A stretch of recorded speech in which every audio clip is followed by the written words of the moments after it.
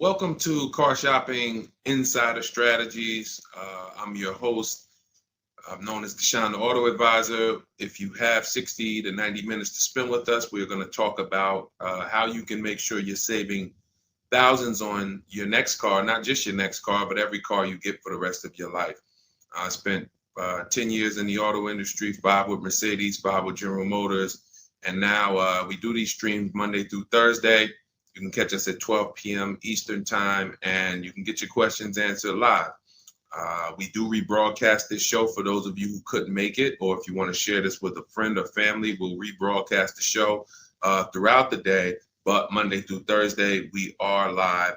You can meet us here to get your questions answered. So I welcome everyone. You're going to hear me talk about the sponsor of our show, which is my digital book. It's my new digital book. It's called Cars from Home, 7 Steps to Saving Time, Money, and Avoiding Dealerships. We've gotten hundreds of testimonials and we've gotten lots of reviews on this book. People like you using it to get below market purchases, below market leases, below market new cars, all from home. 99% of your transaction should be from home. That's how you put dealers against each other. That's how you see the whole market. The only reason you should be in a dealership is to test drive your cars, is to have your car appraised if you're going to sell it, and to pick up your car if that dealership doesn't deliver. So we're going to get into some serious Q&A. I see we got a lot of people checking in on TikTok. Good to see you, Cindy, Cowboys, Hoop you 42, EJ Mobile. You guys can feel free to start typing your questions. I have my man Dolan in the background moderating, and he's going to bring in all the questions we get so that we can make sure that everyone gets an answer. All right. So feel free to start typing. We do have a welcome special from my new digital book. It's normally $97, but for 30 minutes, you can get yours for $24. That's 75% off because I want you to have this information and I don't want money to be a barrier to you having this information. So you can get yours for $24. If you get to my TikTok bio, the Instagram bio, the YouTube comments, and the Facebook comments before 30 minutes, you got yours for $24. It's worth $97 and more, but $24 is better. I'd love for you to have that special. So feel free to start typing and we'll get to it. Nigel, Kodak, good to see you. Rob, Enrique, this is our Wednesday, May 7th live show. So for those of you who may want to know, are we actually live? I'm going to be saying the dates on the show just so everyone who is live knows that we are live and they can actually type your questions. So while you guys are typing, I want to tell you about this 7-step system that you want to be operating in. You don't want to be out here winging the car buying process anymore, the car shopping process anymore. This is 7 steps.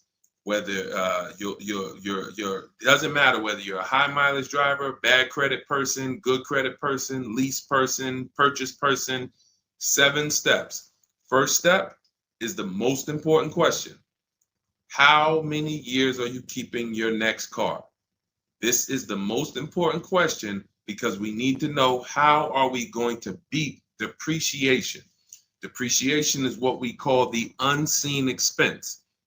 If you buy a car today for $40,000, you don't drive the car one single mile. You don't even drive it. Say you don't need it. You park it outside your house for 1 year. $40,000 car. Come back in a year, what's that car worth? Throw some numbers out there. Your brand new car, $40,000. It could be a used car too. You bought the car, you drop it outside your house, you never touched it. Is that car worth $40,000 1 year later? Didn't drive 1 mile. Didn't drive 1 mile.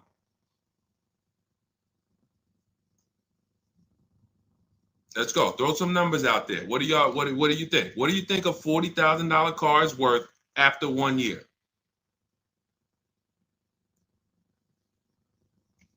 Let's go. All right. Come on. I know people. Let's get. I sometimes listen. I'm going to say this because y'all know I'm a straight shooter. For those of you who are just new here, I have to let you know, most of the people who have a hard time with us getting to the money, literally getting to the money. It's not a matter of the information.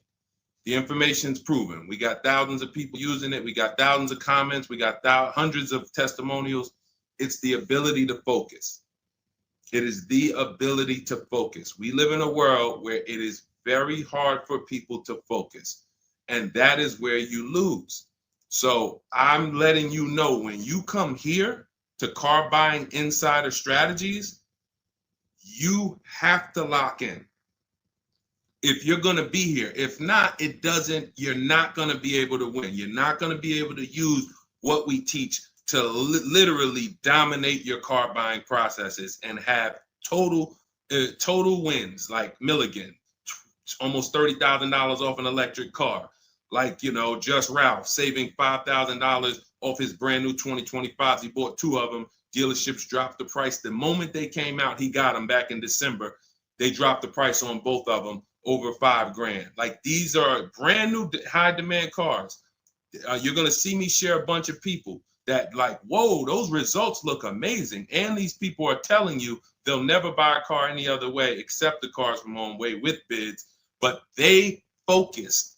Whenever they met me on a video, social media video, hopped on a live, you have to focus. Okay? And that's how you're going to win here. So let me talk to the focus people. I see you, KSA. I see you, Nisi, on Instagram. All right. I see you, John. We got you on YouTube. Jay, we got your question coming. So that's the depreciation. If you buy a car for 40, your car is worth 30 a year later. It's worth 35 a year later. Even if you didn't touch it, you didn't drive it, you just literally parked it outside your house. So that means our cars are losing value daily, whether we drive them or not. So the reason why the most important question is our first question: how many years will we keep this next car? Because we need to determine, are we going to beat depreciation with a short-term lease, 3 years, or are we going to beat depreciation with long-term ownership? Well, thank you, Will Rosa. Shout out to the people liking the show. If you are a long-term person, that's where we are purchasing. So that's step 1 in the process. Before you think about, Deshaun, what about my old car? I need to trade that. Nope, you're going to see we don't trade, we sell. But before you think about, Deshaun, I want this car. How do I get the best price on that? Before I think about anything, we are thinking about how are we going to beat the unseen expense, depreciation, because that is what most people overlook, and depreciation kills them, and they don't realize how much depreciation has killed them until they come years later to try to replace their car, and they're like, wow, that's all my old car is worth? Who's had that happen? Who understands that every time you have gone to replace your old car, if you replaced it in 3 years, 5 years, 6 years, besides the pandemic, when every single car was worth $7,000 more than what it was really worth, so you could buy anything and you could win. Besides those times, isn't it more likely that you went to replace your car and you're like, whoa, that's all this car is worth? Man, that's all you're giving me? Because the depreciation has really, really set in, and we have not held the car long enough to have that win. So that's why this is the most important question. Then we move to equity assessment, where we get bids. Then we move to deal structure, where we structure, what does a great deal look like? What does it look like if I lease this vehicle and it's a great deal? Not these bad deals I see on commercials. What does it look like for me to budget and make sure when I go shop, I'm not going over my budget? In fact, I want to shop way below my budget. That's what we do in step 3. Takes us about 10 minutes. Then we move to shopping. This is the fun part. And I want y'all to understand something. Shopping is deciding what you want. It's not buying it. It's not buying it. Shopping is deciding what you want. Okay? And what we tend to do is we mix shopping with buying. When I was in the dealership, I would have people, man, Deshaun, I don't know how I ended up with a car. I just went to Home Depot. I was going to Home Depot. I said, let me stop by the dealership. And now look, I'm leaving with a car. That's mixing shopping with buying. We don't want to do that. And then we move to step 5, which is we're multiple offers. Multiple offers. So you're going to hear as you stay on the stream and as you understand what we do in the Cars from Home process and why people are saving so much money and they're so happy enjoying their process is because of those 2 words, multiple offers. It puts you in control. It puts you in the driver's seat. It makes you feel like you are the prize. You're not begging anymore. Who's been in a dealership feeling like, man, why am I begging these people to take my money? Will anyone be honest? Anybody be honest and say, man, anytime you've been in the dealership, have you ever felt like, why am I begging these guys for me to give them $20,000 of my money? $50,000 of my money. So what we're going to do is when you start getting multiple offers, you're going to see, whoa, this thing flips on its head. Now they're coming to me. Okay, so this is just initial mindset of the difference with the Cars from Home process. Step 6, we go and tie up our paperwork. Again, if you notice, all of this stuff I'm talking about is done from home. The only thing we do in that dealership is test drive, come on home. And you're going to start now enjoying your test drives. So you probably can't even, you've probably been scared to go test drive. Sean, I'm scared to go test drive. I don't want to, because they're sitting you down. Thank you, Paul. Thank you, Paul Sperling, for being honest. I see you on Facebook. That's where you've been nervous. Man, I don't want to go test drive. I'd rather just, but what you're going to start doing now is enjoying the shopping because you're test driving, going to another dealership, test drive this. Sometimes people go with their families and say, hey, family, good news. We're going to go out this weekend. We're going to test drive a bunch of cars and we're going to decide what the right one is for our family. The kids are happy, wife's happy, husband's happy. Yes, let's do it. Get to the first dealership, test driving the car. All right, what do you think, guys? Oh, it's okay, it's all right, it's nice, we like it. Okay, now the kids think we're going to see 3 vehicles. Next thing you know, Dad's sitting down with the salesman. Hey, we got a great sale, today. It's a 1-day sale. That's a lie. Really? Oh man, what does the sale look like?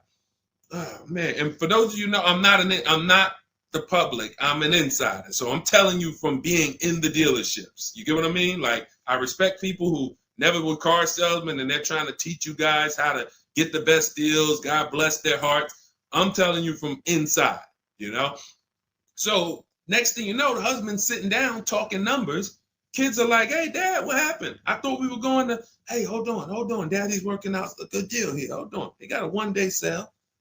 Not realizing they've completely taken you off your shopping process, which is your power, deciding what you want. And then once you decide what you want, you have multiple dealers compete while you sit at home. Right where I'm at, right where I'm sitting is where I have made my last probably 5 car deals for myself and my family from right here. Bids. So now that we open it up, we gave you a little mindset of what Cars from Home is about. We got questions coming in. I see Jay on YouTube. I see Robert on TikTok. For those of you who want to know if we're live, we are live. It's our Wednesday, May 7th episode. We're live every Monday through Thursday at noon. But you might be watching a rebroadcast and you might have someone ask the same question that you're going to ask because we do replay the show throughout the day for those who couldn't catch us live. All right. So Dolan, let's start bringing in these questions. I see we got some coming. And Instagram, you guys type your questions. We're live on Facebook, YouTube, Instagram, and TikTok. All right. What do you think about the Flex Car Leasing Company? Let's see. It's Flex Car Leasing. All right. Let's see if we can find out about Flex Car. Live large, spend small. Sounds like a good quality lease. That's literally, listen, I leased my first car, I was 22. I had other friends buying cars. My payment on my Pontiac G6 was $256. It was a $20,000 car. I never had a problem with it because it was always under warranty and my other friends were out there, buying cars they were paying double what I was paying. And again, if you're keeping your car 8 years or longer, forget about leasing. You should be shopping for a below market purchase.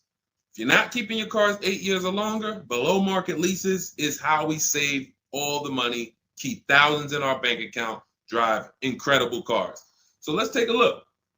It says Flex Car is the first and only month-to-month car lease because freedom shouldn't come with a contract. Once you flex, you'll never buy a car again. Now, I like this. We're just judging it by what do we get to drive? Here's how you judge leasing, y'all. What do I get to drive and what do I pay for that? For example, I told you guys my first lease was $20,256 a month. Then I got an Infiniti G25. Our payment was, that was early. That was like 2011. It's like a $35,000 car. I want to say I was like low threes or either high twos. Ridiculous deal on it.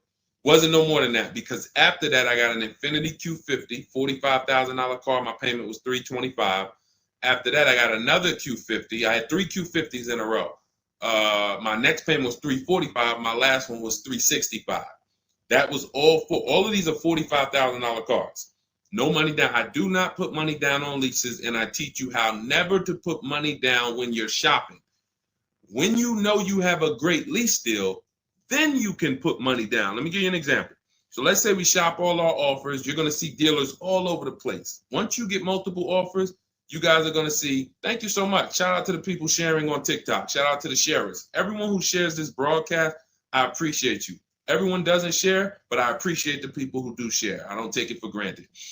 You know, and your friends will be upset if they find out you sent them out. They went out, bought a car, got ripped off, and then you're like, hey, you ever hear that guy, Deshone? No. Oh, yeah, I watch him all the time. Why didn't you share his channel with me? That mess around, you know, the friendship's over. So make sure. So share with your friends. But anyway, so when we consider that leasing is a value play. So leasing is how much car can I drive for X amount of money? Because that's all we judge it by. It is literally nothing. We're not in love with these cars. We are not keeping these cars for more than we should not be leasing something and saying we love it. Because if you love it, you mess around and lease something that has a bad lease program, and then you're driving a car overpaid for it because you like.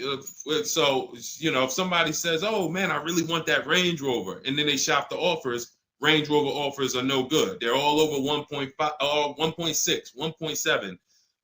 For those of you who don't know, we judge leases by dividing the MSRP, the monthly payment we get, no money down. You divide that monthly payment into the MSRP. So if you have a vehicle that has a $400 payment, you divide that into the MSRP, which is, let's say, $40,000. That's going to be a 1% lease. You multiply it by 100. So divide the monthly payment into the MSRP times 100. That tells us a percentage. So once we get that percentage, we can see, is this a 1% lease? Is this a 1.5% lease? Is this a 1.2% lease? Now, you cannot judge a lease until you've gotten multiple offers because you need to find what we call the 20%. What are the 20%? Anybody know what the 20% is? And we're still talking about this Flex Car leasing program because if we can lease cars through Flex Car and they're 1% leases or 1.1 and 1. If you get to drive these expensive cars, but you're only paying 1%, 1.2%, 1.1%, less than 1% of the MSRP on a monthly payment, you don't have to tie up all your money. You got cars under warranty, no problems. This could be a really good thing. Now, I haven't used Flex Car, but I'm just telling you, if you guys explore them, this is what we are judging because this is how we judge leases. Okay, there's nothing else about it. So you divide your monthly payment. You don't have to worry about taxes. Here's why you don't have to worry about taxes. And here's why you also don't have to. We're just talking about leasing. So let's continue to ask questions about used. I don't know if more people are just interested in leasing. Maybe you guys can help me out. Is it that more people are interested in leasing because we get a lot of questions about it? You know, we have systems for pre-owned cars. Shopping deals with getting below market pre-owned cars, getting below market new cars. saving money with our bank bidding war, making banks and credit unions bid for our interest rates, selling cars to get our equity out, bidding. So we have all types of stuff outside of leasing, but I'm going to answer the questions you guys ask. And if Dolan keeps pulling in the questions and most of them are about leasing, then that's what we're going to talk about. Okay? So so here's the reasons why you never have to worry about what about the taxes and fees and what about the selling price? Do I divide the monthly payment into the selling price or the MSRP? Well, you're going to do it on the MSRP. That's that sticker price. I'm going to show you guys an example here on the screen so you can see. This is a sticker, window sticker, and you can see, Dolan, can you snatch that? Thank you so much, Dolan. The total MSRP right here, that's your MSRP. That is what you're dividing your monthly payment into. Now, the MSRP tells us the value of the car in the market. The MSRP tells us the value of the of the car in the market. It does not tell us what they're selling the car to us for and how much they've discounted it. That's reflected in the monthly payment. So you have a $40,000 MSRP. One person, one dealership, an 80% dealer offers us $600 a month for that. Okay, another dealer, 80%, offers us $650 a month for that. No money down. Remember, always shop our lease deals with only first month's payment due at signing. Only first month's payment due at signing. You don't do anything else but first month's payment due at signing. And you tell dealers how you want your lease deals presented to you. You do not let them work you up a random lease deal. Okay, so you get your first month payment and you say, okay, one dealer says $650, $40,000 car. This is an average car. $600. Another dealer says $550. But then here comes this 20% dealer, $425. So now you're looking and saying, whoa, the percentage for the higher dealers is 1.4, 1.45, 1.6, but this lowest dealer is 1.2, 1.1. What's going on here? Same exact car. This is the 20%. You've identified the 20%. They've identified themselves, and the lower sales price that they're giving you is reflected in the monthly payment. So so the monthly payment is where we can see the discounts, not the MSRP. So we divide that monthly payment into the MSRP, gives us that percentage, and we can see those with the lowest offers, lowest percentages have made us the best deal. And we always make sure we tell them, put your taxes and fees into the payment. Okay, now I have templates for this. So everything we do is by email. If you guys want to take this and use it, you want to try calling around, just remember this stuff. For those of you who do not want to remember it, you're like, Deshone, give me the blueprint, give me the step-by-step. We have everything in my digital book, Cars from Home, 7 Steps to Saving Time, Money, and Avoiding Dealership. I wrote the templates out. You just fill them in, blast them out. We show you something we call the 25-to-5 strategy, where you connect with 25 dealers in 20 minutes, and your goal will be to get 5 offers. So as our welcome offer, you can get your copy for 75% off, normally $97. But if you head to my TikTok bio, you won't leave the show, Instagram bio, YouTube comments, or the Facebook comments, you can get yours for $24, which is going to be 75% off. It's a digital book. You'll have it by the end of the stream. Okay? But this is very important. When we're judging lease deals, whether it's through FlexPay, whether it's through an individual dealership, it does not matter. We are judging them based on value. And the lower percentage I'm paying to drive X amount of car, the better value that we're getting. Okay? That makes sense? Type dollar signs if that makes sense. If anybody needs me to go deeper on that, we can certainly go deeper. Okay? I just had to, there's somebody named Pop. We blocked him on TikTok. He said, talk too much drama to drive a car. He never say that with a house. And if he would, he's totally ignorant. And here's the thing. We have been taught by the auto industry, a multi-billion-dollar industry, that we know as the public takes advantage of people and rips them off. As an industry, not every dealer, but as an industry, they take advantage. They do not get sued. We have people who are driving the same cars, paying $200 more, same exact car. No one is getting lawsuits. You're ripping us off because you've taught us that we should be able to come into the dealership, make a $30,000 transaction on the low side. The average car price is probably 40, 45 grand. They've taught us that they've taught us we should be able to make that decision in 1 hour with no real competition and no real information. So when we talk about strategy and the way we save money, when you look at somebody like a Marie, hey, just wanted to reach out and say thank you. I love these emails, by the way. Those of you who have my book, who are using it, please continue to send me these types of emails. Marie said, just wanted to reach out and thank you.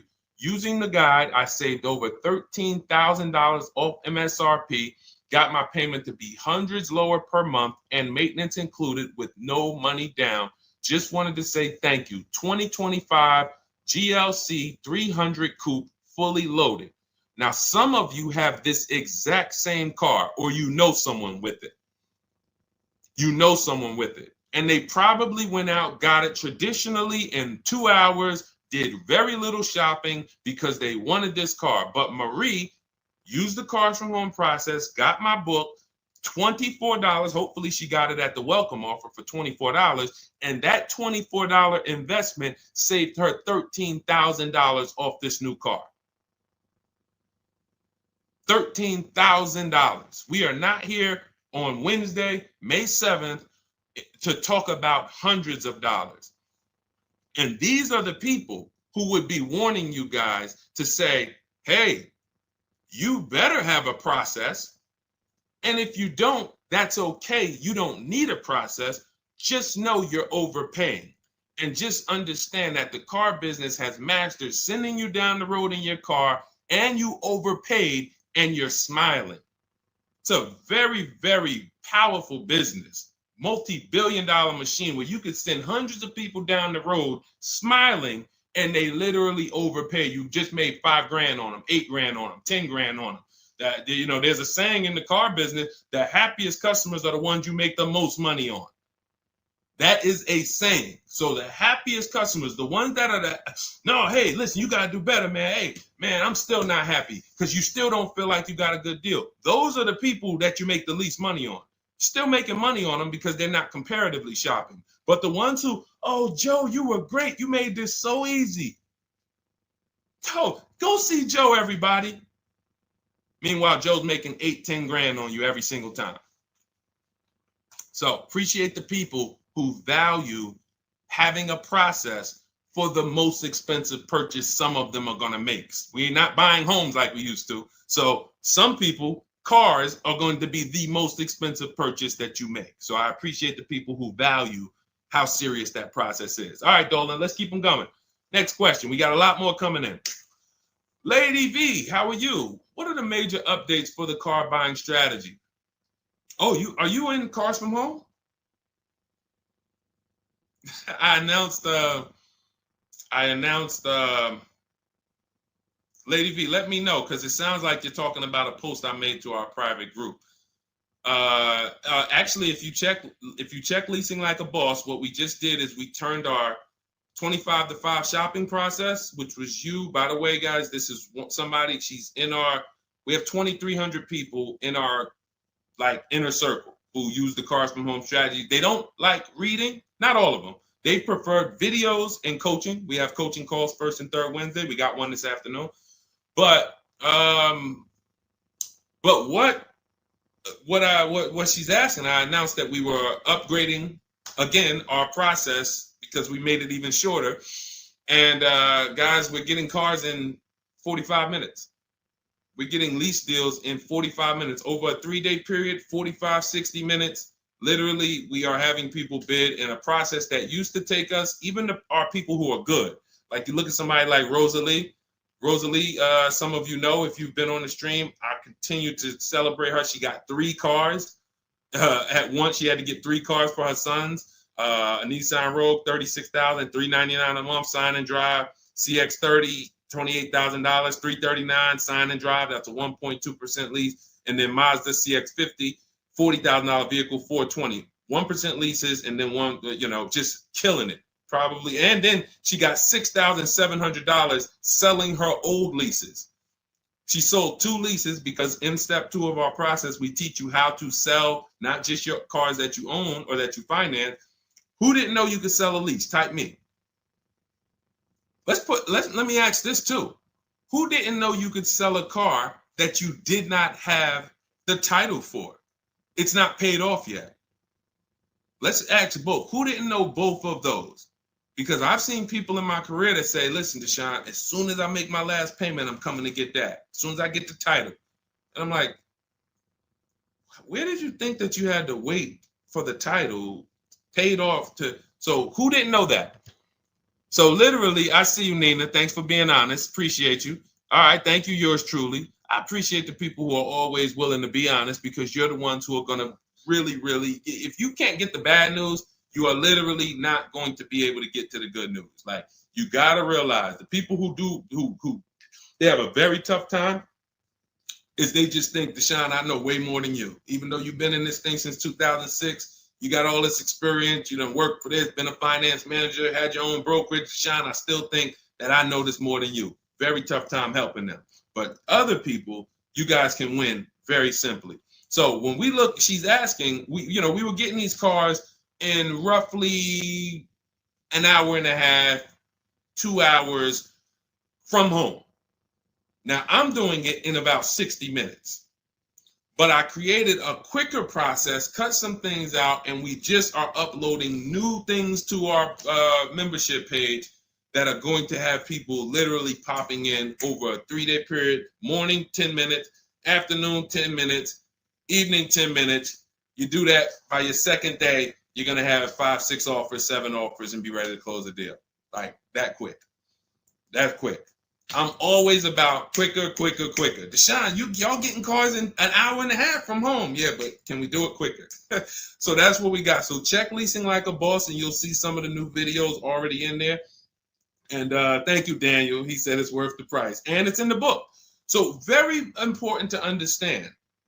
Everything we're talking about, guys, you can get it for $24 if you get to the book before the 30-minute welcome offer expires. This is the same system. Some people just like videos and coaching in our community, 1,600 people in it. They want to be in that. Like, let's do this together. Let me ask more questions. We can't answer questions for people who have the book. Unless you pop on a live and you catch me here. So thanks, Lady V. But yes, check out the membership page and you'll see all of the new videos in day 5 for the 25 to 5 strategy. It just got quicker. All right, go ahead, Dolan. Pull the next one up. All right. And every time y'all hear something that you like, can you continue to run up these likes on TikTok? Appreciate it. I see we're about 300 now. But if y'all can continue to run those likes up, it means a lot. It lets TikTok know, hey, they're talking some serious stuff over here. Let's bring some more people over here so more people can benefit. My man Paul Sperling on Facebook. How are you? Are there dealerships that won't allow you to lease unless you use their financing and not use your own credit union? This is a great question. Wanted to know if it was true because Genesis Salesman told me that. Great question. So Paul, with a lease, we must use the dealer's bank or the manufacturer's bank. It's not like a finance where we can go and we can get our own financing. We can shop around for our own financing. And the reason we're doing that is to make sure that they're not overcharging us for the financing. So we have a process we call the bank bidding war, where we strategically let tons of banks and credit unions shop our credit without it lowering our credit score with all these inquiries. And we do it within a window, and it allows it to only show, it only affects our score as one hard inquiry. So these are the steps we take to make sure we are not overpaying. Thank you, y'all.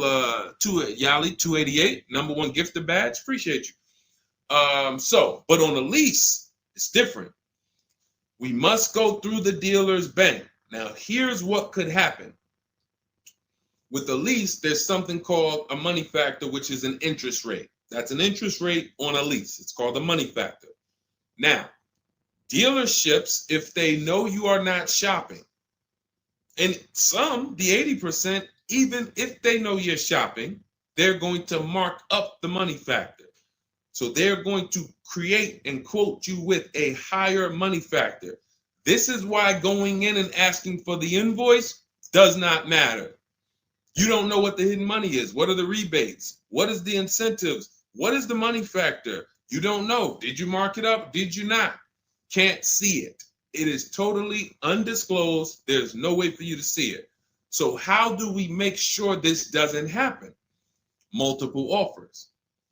Because when we know you're shopping now, and again, you're going to see as you guys get multiple offers, sometimes it's not going to matter. You're still going to see offers that are extremely high. And you're like, these guys are still quoting us high, even though they know we're shopping.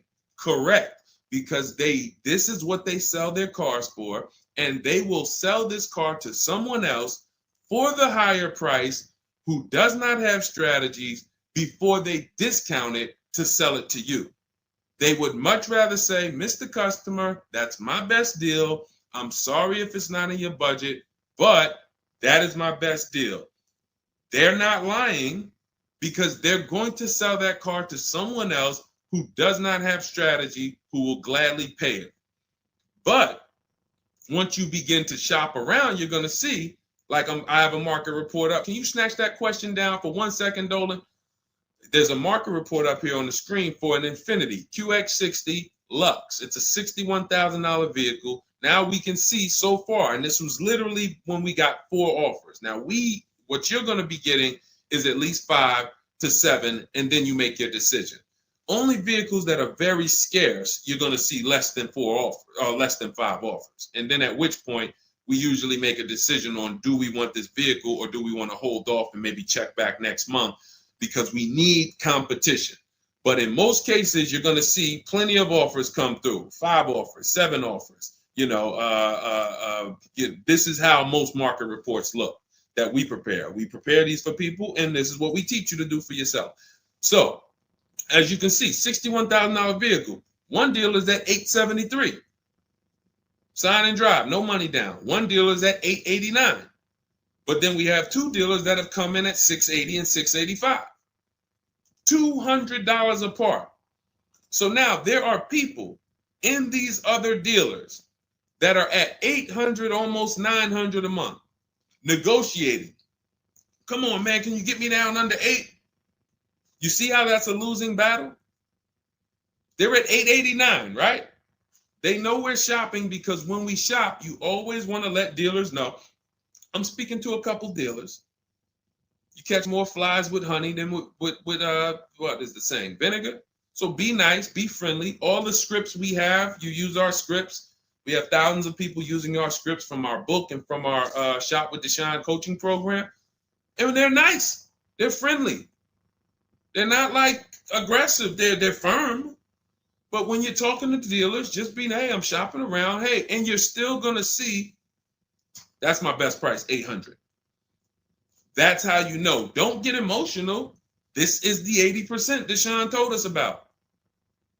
Don't expect them to do what the 20% does. Expect them to be high. You're $150 higher than the other dealerships. Are you going to come down? No. No. Because 16 million new people buy new cars a year. And sorry, I'm glad you got strategy, and I'm glad you know how to find this 20% dealer that's $150 less a month than me. But that's not going to change the fact that I'm going to sell this car to someone else. And they'll try to lean on you and say, well, do you want it? Because, hey, that's our price. No, I'm sorry. We don't want it. Thank you so much, though. So this is what we're dealing with when we are dealing with car salesmen. which is why you must shop multiple offers to be able to get your best offer. Now, when we look, going back to yours truly's question about, can you pull that question back up about the shopping for the lease financing? It wasn't yours truly's question, I don't think, Dolan. Whatever the last question was, because what we're talking about is in those $800 a month payments, what is making those high payments so high? It may not be that they're not discounting only. It might be that they're not giving a big discount, and the finance managers are so used to robbing people that they say, listen, every single lease quote that y'all quote, make sure you put 1 point in there for me. Every single lease quote. Do not bring me a lease customer if you don't have any padding in that money factor for me. And that's what they do. So they are not going to lower the money factor. They can't. There was salesmen. I remember when we were salesmen, they used to start negotiating the rate. Hey, what if I could get you down to 3.9 or 4.9? The finance manager come out and say, why are you saying that? You're giving away my money. You negotiate the car price. You negotiate with their trade with them. You don't negotiate my money, because the finance managers are like, hey, when it comes to that rate, that money factor, those interest rates, that's my money. And there are some dealers who have it built in, which is why you must comparison shop. You stay at home. Again, if you want to do it your way, you want to call around, you want to get at least 5 offers. Using our way, we'll show you how to get 5 offers, contact 25 dealers in 20 minutes, and then literally in minutes, you got offers coming into your inbox. But whether you're doing it our way or whether you're doing it your way, stop doing it their way.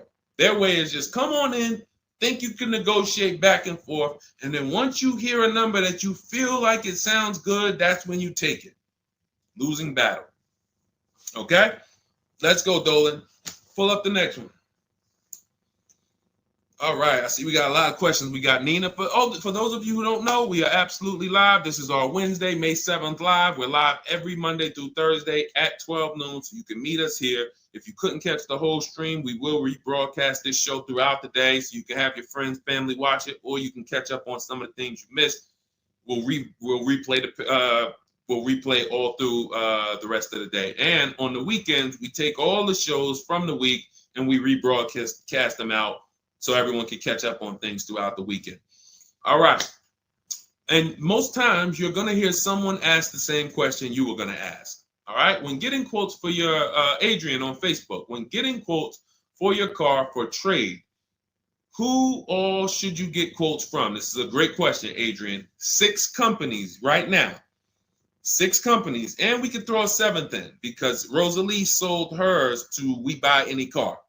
So this is step 2, guys. This is called the equity assessment, because we don't trade. Trade is a curse word here. The only people who have to trade using our system are people who've buried themselves in negative equity, and now we're working a transaction to get them out of it. They can't pay the difference, so they have to trade their car into whoever wins the bid. And but those are the only times we use that curse word, trade.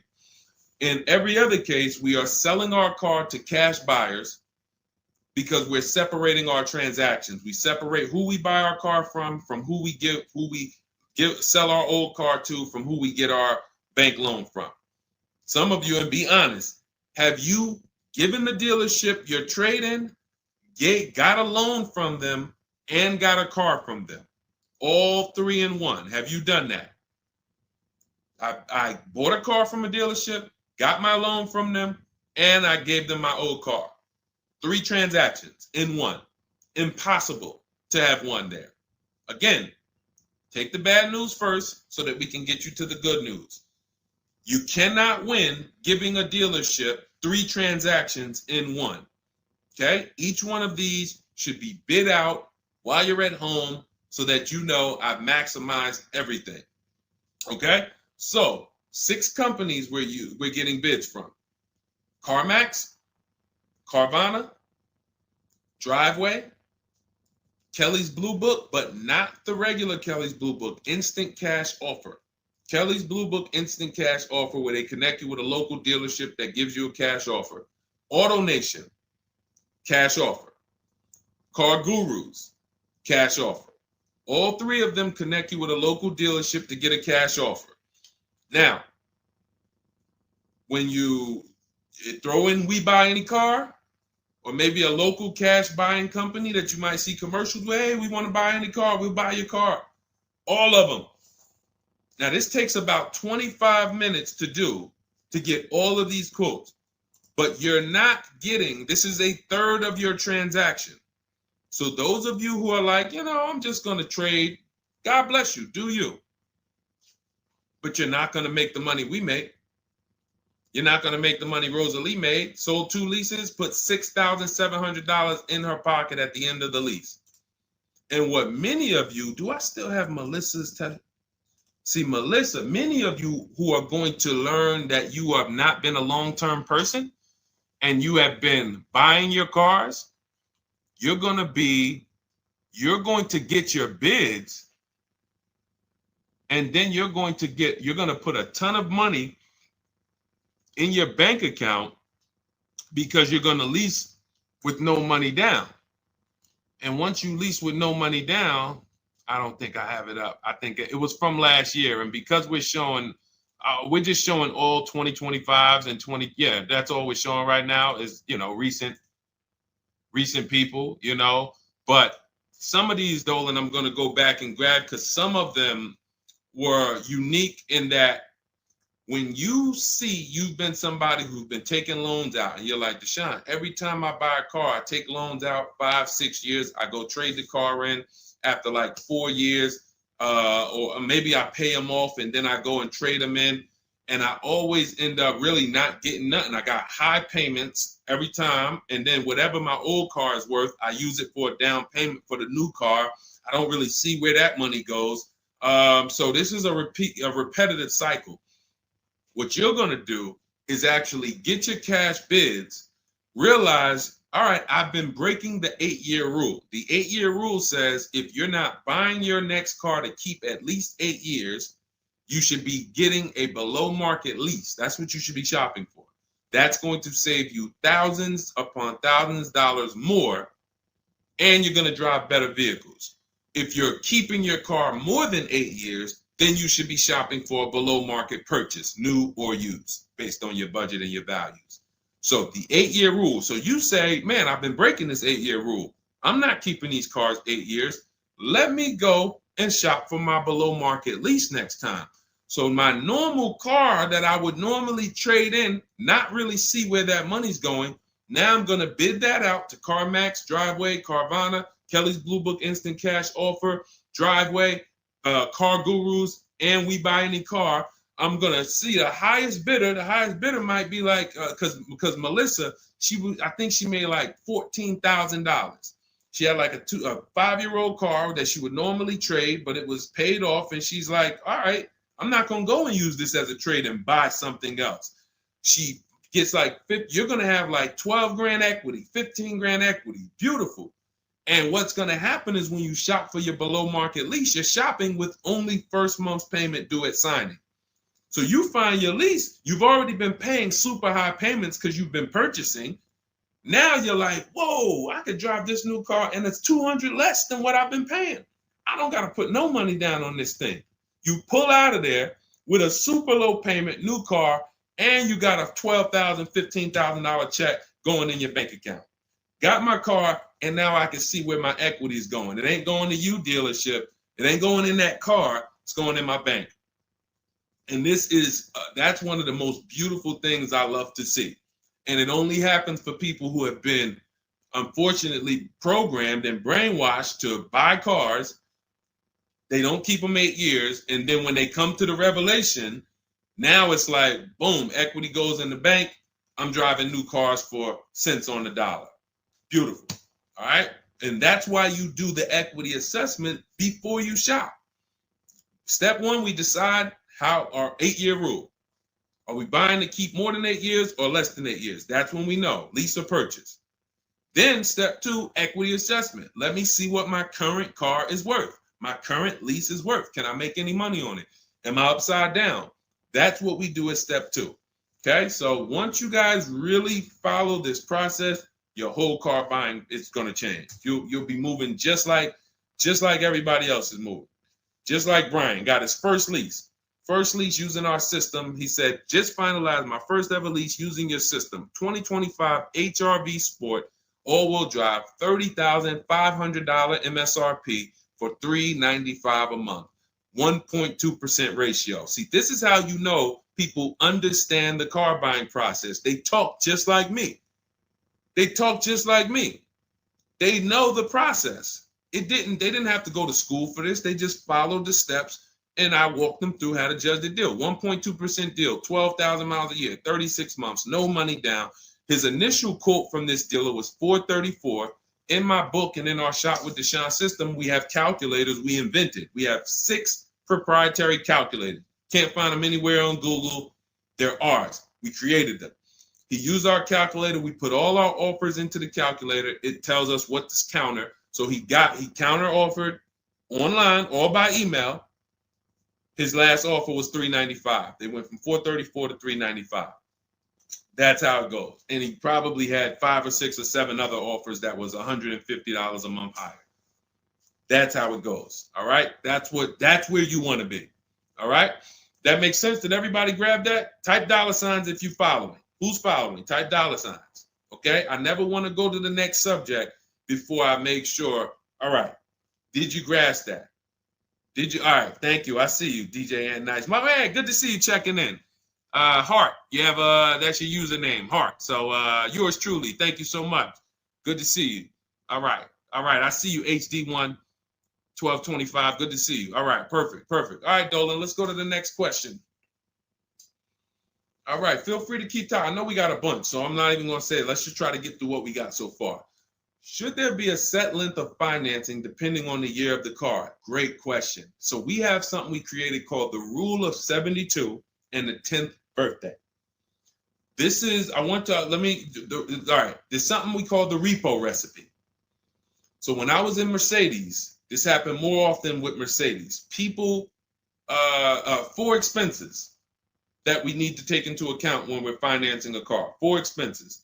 The cost to acquire the car, and most people are taking a loan. So it's the cost to acquire. Then you have the cost to repair it. Well, let's say this. You got your insurance. You have your maintenance. And on some cars, maintenance does become serious. On a Mercedes, your oil change is $200. Your brake fluid change and your service B is $400 to $500. So there are cars that we have to take into account the maintenance being serious.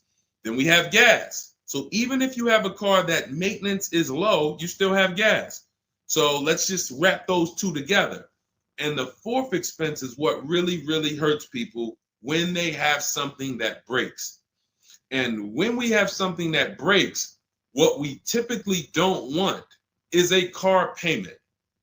We don't want all of those expenses on top of things breaking. So what we really want to do, and this is a measure of when you're buying too much car for your real budget. If you can't buy a car and you afford it and can get, most of the loan is under warranty. So most of the loan that you have the car is under warranty. If you got a 5-year loan and you got 2 years without a warranty, okay, cool. You got a 6-year loan, you got 3 years without a warranty, okay. But you don't want a 6-year loan and 1 year you had a warranty and 5 years there's no warranty on a car that could, and you don't have the cash.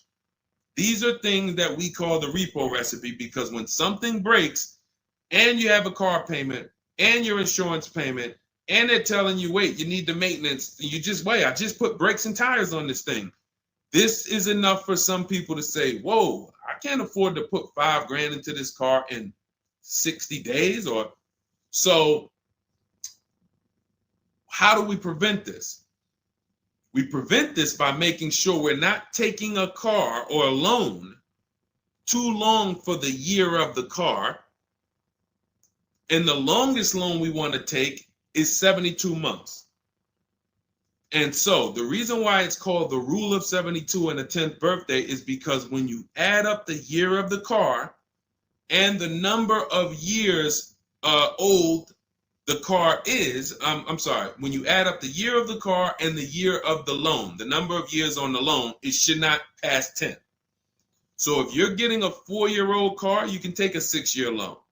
If you're getting a 3-year-old car, you can take a 6-year loan. That's 9. If you're getting a 5-year-old car, you should take a 5-year loan max. If you're getting a 6-year-old car, you should take a 4-year loan max. Now, why is this a test of affordability? Because some of you are saying, whoa, but I can't get the car that I really want at that number. Then that means you can't afford the car that you really want. Again, it doesn't mean you can't break that rule, but it does mean that you're going to have a loan on a car that's older than 10 years. This is risky. So it's nothing wrong. The reason we create these boundaries, so at least when you cross them, you know you're crossing them. So if something happens, you're not surprised. You're not like, whoa, how did this happen? Well, I took a little risk. I took 1 year longer. Then, the car's 11 years old. I still got a loan on it. Stuff goes wrong. I'm out there. I got more exposure. But if we use that as a gauge of affordability and say, you know what, if I can't afford a 6-year loan on this car, then I can't afford the car. If they're telling me I got to take 7 years, that's why we cap both. We cap the number of years you should take at 72, absolute longest. And some of you know we default to a 5-year loan when we're shopping. This will also help you because you'll look and say, 5-year loan, every $5,000 is about $100 per month.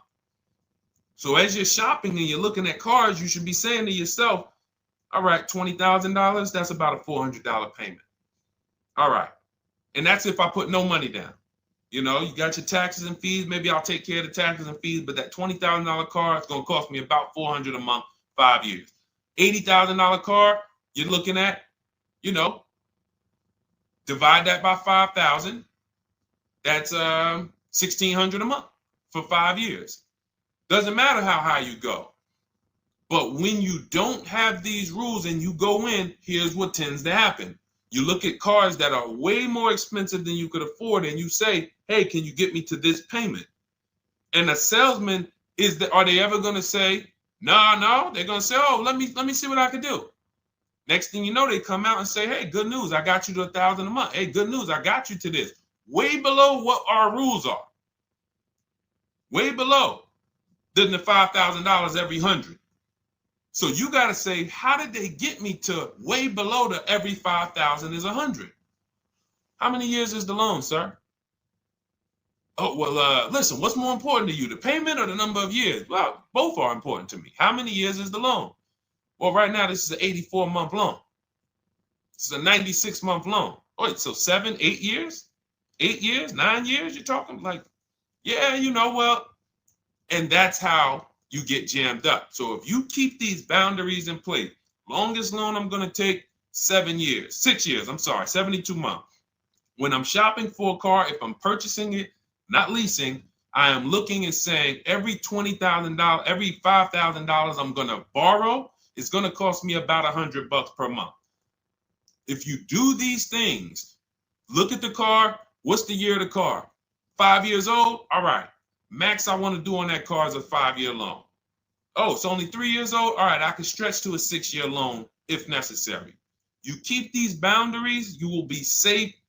You stay far away from the repo recipe. When things tend to go wrong at that 9, 10 year, 11 year mark, you got to put some money into the car. Car is paid off. You don't have to worry. Okay? High dollar signs if you guys followed that. We can move on to the next question. Everybody clear on that? Colin Moore, welcome to the community. New follower. We are live. It is our Wednesday, May 7th episode.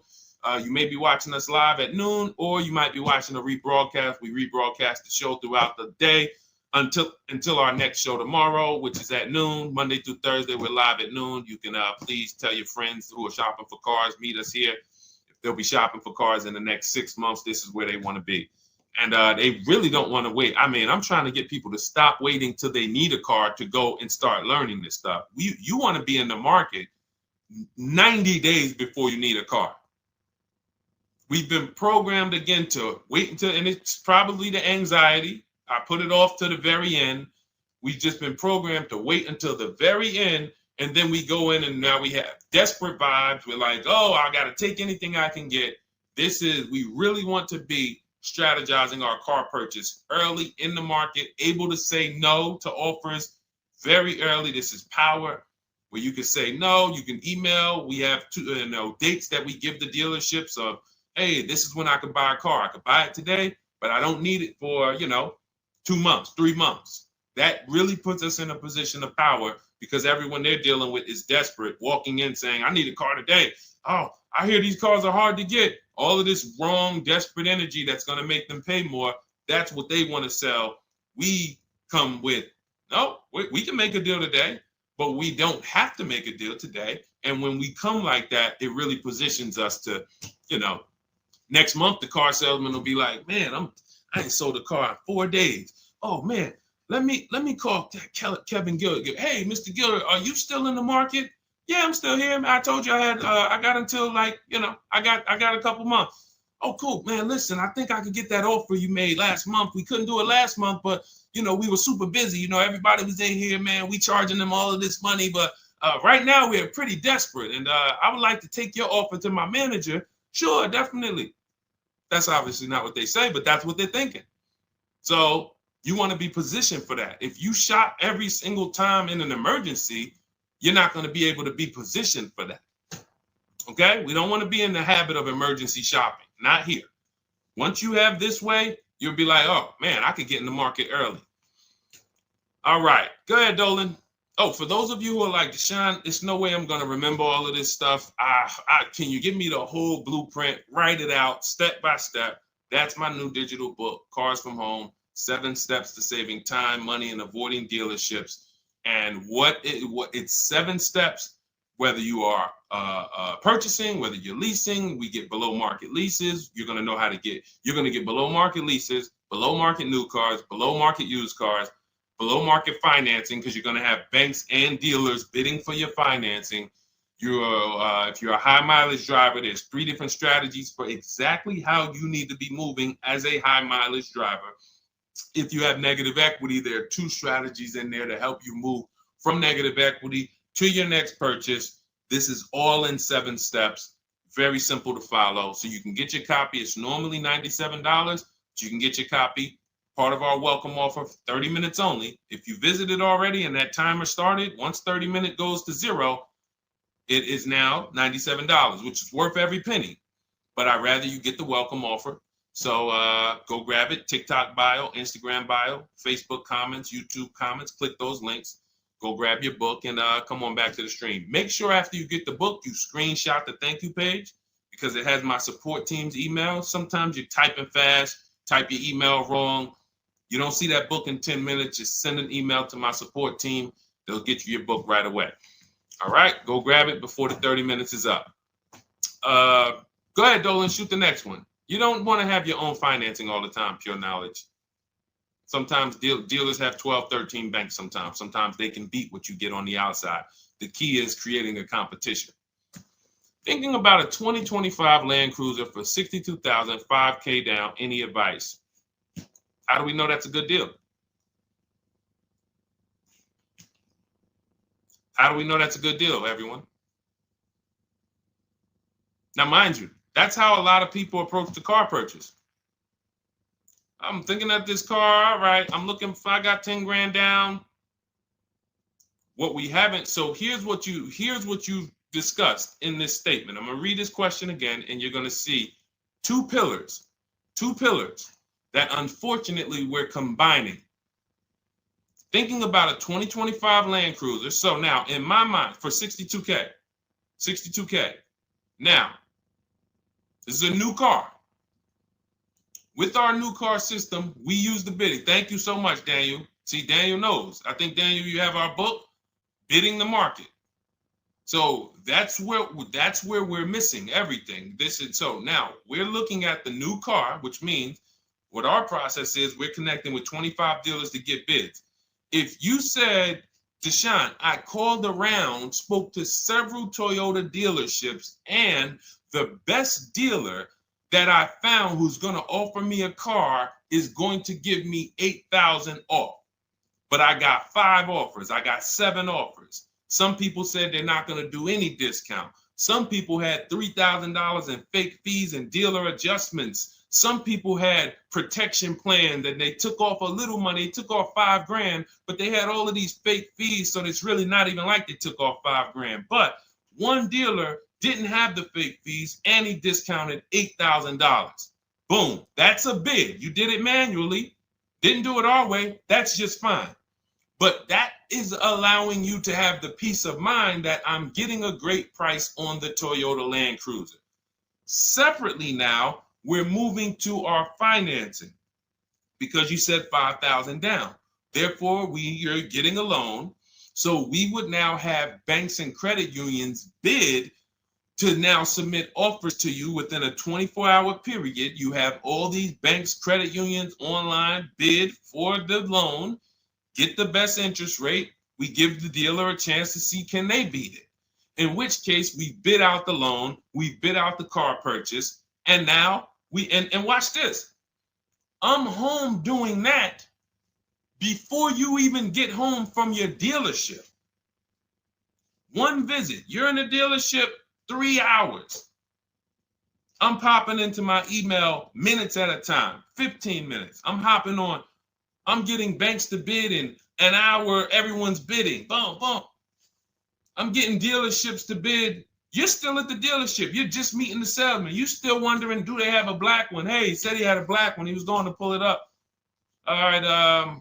He comes back with silver. Oh, you don't have black? Oh, no. Well, listen, somebody's trying to dig it up in the back. We're going to see. Why don't you drive this one and then maybe we'll see. Okay, listen, I'm here. Cars from home people, we here moving. We already gotten offers coming in. You still waiting for a test drive.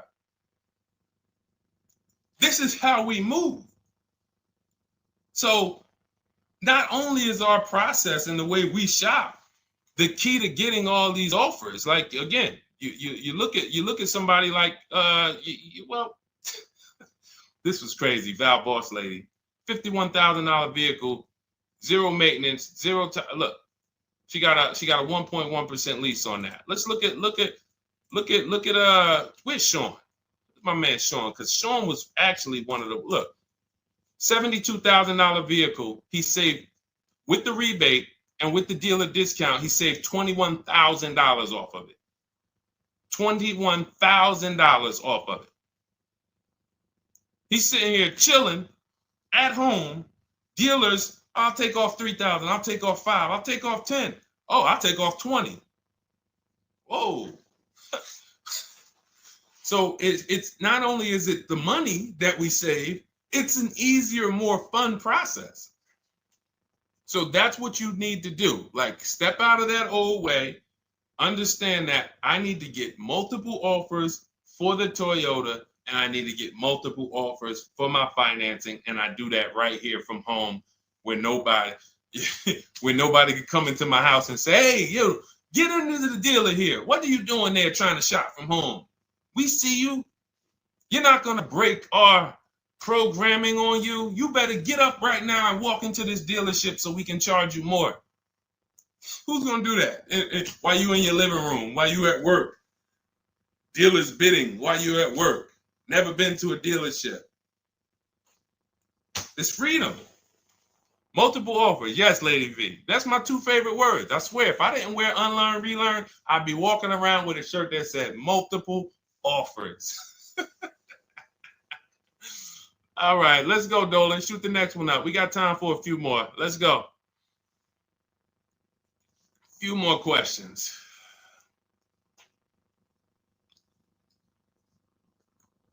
Atiba on Facebook. How is the best way to sell your personal car? Is that in the book? Yes, that's our equity assessment. Step 2. Step 2. Multiple offers. Get your 6 to 7 cash offers. And if you don't need to replace your car, just go and get your check.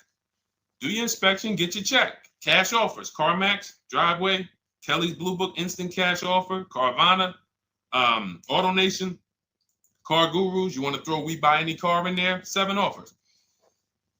Get your cash offers. Now, if you are replacing your car, we are timing the transaction.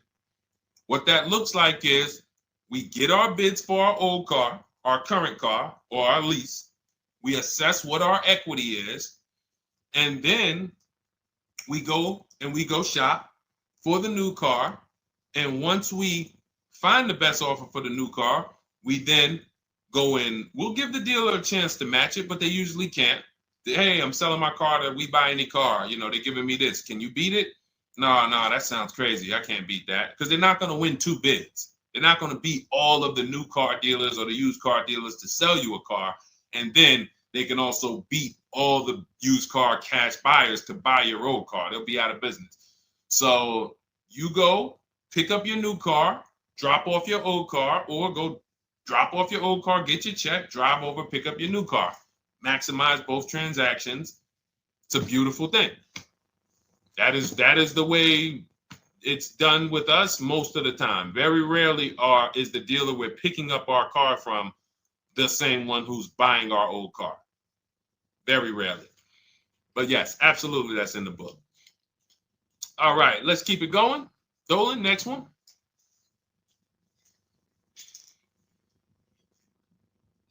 Daniel Thompson. Deshone, I've been keeping an eye on a used vehicle that has been sitting on the lot for over 60 days.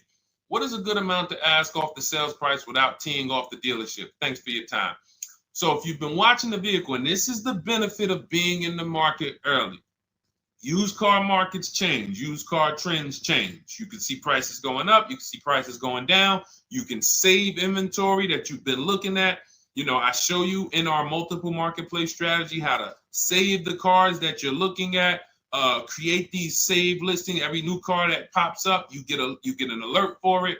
This is why when you know the market, like Daniel knows the market for this car, if he has on alerts, every new car that pops up, he knows about it first, and he can actually jump on that car quicker than anyone else, because other people will hesitate because they don't know the market. So they'll say, hey, what about this car? Oh, they just listed it today. It might not be a good deal. Well, Daniel will know if it's a good deal because he's been watching the market to know, yes, that's a good deal. No, it's not a good deal, because the really great deals where dealers say, hey, we're just going to move this car. We want it gone in 24, 48 hours. Those are not going to last. So literally, once they list them, you want to be able to say, oh, I saw that first and I know the market. Hey, you call, oh, just got a cramp. Went to the gym earlier, dehydrated. Went to flex and my arm said, no, you're not going to do that. So, but once you know the market, you literally can jump on things fast. Now, in the case of also watching the market, in this case, we see a vehicle that's sitting. Long as we verified there's no bogus fees on it, only fees on a car we're purchasing, used car or new, should be tax, documentation, and motor vehicles. That's it. Tax, documentation, motor vehicles. In some cases, in certain states, you may see smog or something. Should be very small. Very, very small. Shouldn't be anything else for $300, $400, $500, $600. Tax, motor vehicles, documentation fee. Those are all legit fees. Everything else is a made-up fee to try to make money. Now, there might be some value in some of the things. We have a service plan that we added that we selling on all our cars. Okay, but we got to compare that to the dealers who don't have that stuff. So what you want to do is look at the low side of the market, the way we teach.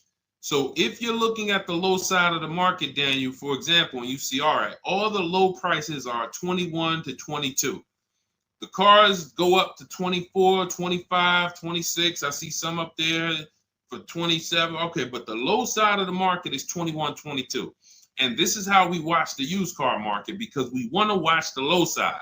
Now, the low side is going to be where the worst cars are. What do I mean by that? frame damage, salvage title. If you don't see a couple cars and you pull a Carfax and it says salvage or it says frame damage or it says 2 accident, you're not looking at the low side of the market. You're looking at the regular retail market, the regular middle of the market, the average prices. Because if you're shopping the low side and you're like, okay, between 21 and 22 is where the lower prices are, you're going to see some, oh man, look at these pictures. Now, car's all scratched up. Oh man, okay, man, this thing had 2 accidents. Oh man, this thing's salvaged. But then you pops up and you see one for 22. You pull the Carfax. Carfax looks good. Maintenance looks good. Boom. Oh, now you know. So Daniel, if you know the low side of the market, now you're trying to see maybe this car has been there. It's $2,000 more than the low side of the market, but maybe they're getting desperate. So you make an offer that's right where the low side of the market is. So let's say the low side of the market is 21, 22. This car is listed for 24, but you know this thing been there for 2 months. You make an offer of 21. They might say, hey, listen, no way we can do that. Most we can do is 22. In which case, you won. That's why you want to know where the low side of the market is. Because if they accept the offer and then your offer was too high, then you regret it. So if it's 24, it's been sitting there, you offer them 23, 22.5, they say, yes, we'll take it. Then it's like, man, was that the low side of the market? No, the low side of the market was 21 to 22. So let me offer 21, see if they'll bite. And if I land at 22, then I'm happy anyway. If I offer 21 and they say, look, no way we could do that. We could do 22.5. That's the lowest. We can blow this car out, and you won anyway. This is why knowing the market, this is all we teach. Whether you're in Shop with Deshone or a video checklist, or whether and watch this. The thing about our process is every time you use it, it gets quicker. So the longest it's ever going to take you to get a car using Cars from Home is the first deal. Second time you coming through and you're like, okay, I know what to do now. I know where to go now. Yeah, I remember this from my last time. I remember this. That's why Rosalie got her QX60 last year. And then she got 3 cars at once. Because she's like, I got mine. Now I just got to rinse and repeat 3 times for my sons. So that's what you need. That's where you base your offer on those things, Daniel. All right? All right, great job. All right. All right, it's go ahead, Dolan threw up one more. All right, I'm trying to see. I'm looking at time and I'm like, all right, let's go. All right. Is it true that finance bank will require a certain amount down to get you approved? Absolutely not.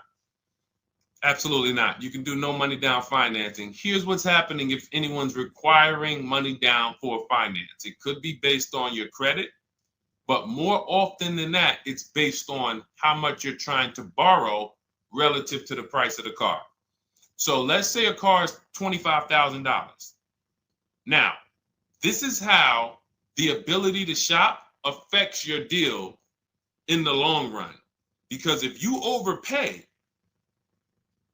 the bank is not going to tell you. It's not their job to say, yo, you're overpaying for this car. But here's what happens. Let's say a car that is a good deal would come in around $25,000. Good deal, good value. Now, you don't know what you're doing. You go in, you pay, you get a car, you're like, okay, man, I'm looking at this car, man, it's about $28,000. It's about $28,000. I love it. It's a nice car. Now, you're not looking at the market to see what the low side of the market is. You go in, and you could do this with a new car too. Tons of people did this during the pandemic. Went in, paid over sticker, 5-10 grand. Normally, the bank would not have approved those, but the banks were in cahoots with the dealerships because there's something called a loan to value ratio, which is why the banks are getting hurt right now because they approved deals on cars that they knew were worth 35, but they were approving loans for 50. Because dealers decided we want to sell this $35,000 car for $42,000. So once our client needs the loan with everything, and they might have a little negative equity, we need y'all to loan them $50,000 on a $35,000 car, and the banks did it, which is why they're falling apart right now, and they're going to continue to collapse. So when you look and say, whoa, if that's the case, how does the bank protect themselves? It should be loan to value ratios, which means this car that you're telling us you bought it for 28, your taxes and everything are, let's say they slapped on some fake fees on you and you're up there like, all right, man, I thought the car was 28. But when it's all said and done, I paid like 34 for it. Now you leave with that car for 34. The bank looks and says, or you're trying to get it for 34. The bank looks and says, whoa, the book value on this car is only 23. So actual cash value might be, we could lend, the actual cash value is like 23. We could lend 25. I could see if somebody bought it for 25. We could lend that because they'll usually give you 20% above what the actual car's value is. So we'll lend on the $25,000 car, we'll lend you $32,000. You're asking for 34. That means you've overpaid by so much, the bank can't approve it unless you get them to the loan to value ratios where they're comfortable. So they're going to say, you got to put down 2,500. You got to get to, you can't borrow no more than 32,000 on this car. You need to come up with 2,500, come up with 2,000. So whenever a dealership's coming to you and say, hey, listen, the bank needs you to come up with this, they're overcharging you. And you're about to take a deal being overcharged because you're overpaying for the car and the bank is saying, we're not taking on all of that risk. That person needs to put some more money down because I know y'all trying to sell them this $23,000, $24,000 car for 33, but we ain't going to help you do that no more. Now, this also happens with negative equity. People trying to move 5-10 grand negative equity over to their new car. And now it's like, oh, wait, the bank's saying you got to put money down. Same reason. So it's two cases, lots of negative equity or you're overpaying or both. But that's a signal. All right. Again, that's why we bid out transactions. When you get multiple offers on the car you're buying and multiple offers on the car you're selling that you have negative equity on, you can see, no, y'all not pulling wool over my eyes because I know the market. All right. And all of this is done from home. That is why our system and our teaching, our philosophy, our company is called Cars from Home. That should ground you in the fact that everything we're talking about, 99% of it is done from home. 99% in minutes, not hours, minutes. All right. So if you guys want your blueprint, if you're like, hey, Deshone, listen, great stream. I enjoyed it, learned a lot. No way I'm going to remember all of this. Can I get the whole blueprint step by step? That is my digital book, Cars from Home. This is specifically for people who are like, I don't like car shopping. I'm not going to know all of this stuff. I want to enjoy my car shopping process. I'm tired of having buyer's remorse. I'm tired of leaving the dealership hoping I won, wishing, I don't want to talk about my numbers. Don't even ask me what I'm paying. Don't ask me what I paid. Don't ask me like that. You can see people from our school, look, they're already always posting their numbers. They never post without posting their numbers because they're confident in them. $50,000 car for Ken, $585 a month, no money down. Look, Jen, she gets a 2025 Honda Pilot, $50,000 vehicle. She saves almost $6,000 off of the price, $5,600 off the price. We could do this all day long. Oh, this is a long one. Oh, graduated. I put $1,000 to hold the vehicle Saturday. The dealership we ended up made the best deal, easiest, quickest process, little over 2-hour drive away. That is a signal. What you're going to see a lot, and y'all are going to get used to it, is driving an hour, hour and a half to go to get that car from the dealer who won the bid. Convenience costs you money. Every one of our students, our book readers who use what we teach, they are absolutely prepared to be, oh man, the dealer that won the bid, they're taking off $15,000. Man, they're 2 hours away. That's a nice drive, ain't it? Nice drive. Oh man, I'm driving I never made this much money on a drive before. And then you start to see most of these local dealers, they think they got me because they see my zip code and they're like, well, this person ain't gonna shop. So listen, hit them at this price. They don't realize that that dealership an hour and a half away is like, hey, we got the car. Hey, we'll sell it to you for this. But they never expected you to find them because most people don't find them. So that is the Cars from Home system. It's very simple, 7-step process. I walk you through it. And in my digital book, you'll have all your questions answered because it's a step-by-step process. You literally just do one step, check it off. Next step, check it off. Next step, check it off. By the time you get to step 7, you're setting up your delivery of your car or you're going to pick it up. All right. But it's normally $97. Part of my welcome offer, 30 minutes only. You can go grab a copy for $24, 75% off, and you will have it in your inbox. Make sure as soon as you get your book, you screenshot the thank you page, has my support team's email on there, just in case the book's not in there in the next 10 minutes.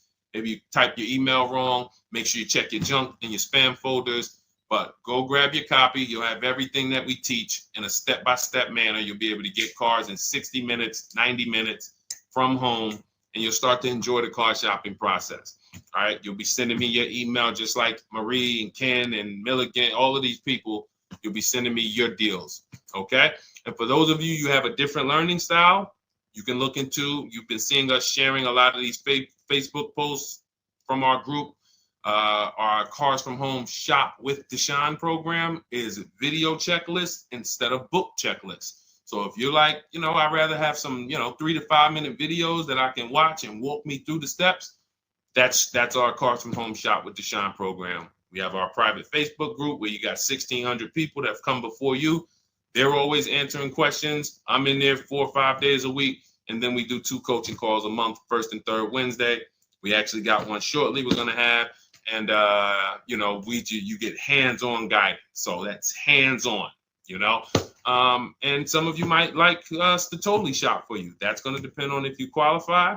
I would rather teach you to fish. The only reason we created Done For You is really for the wealthy people.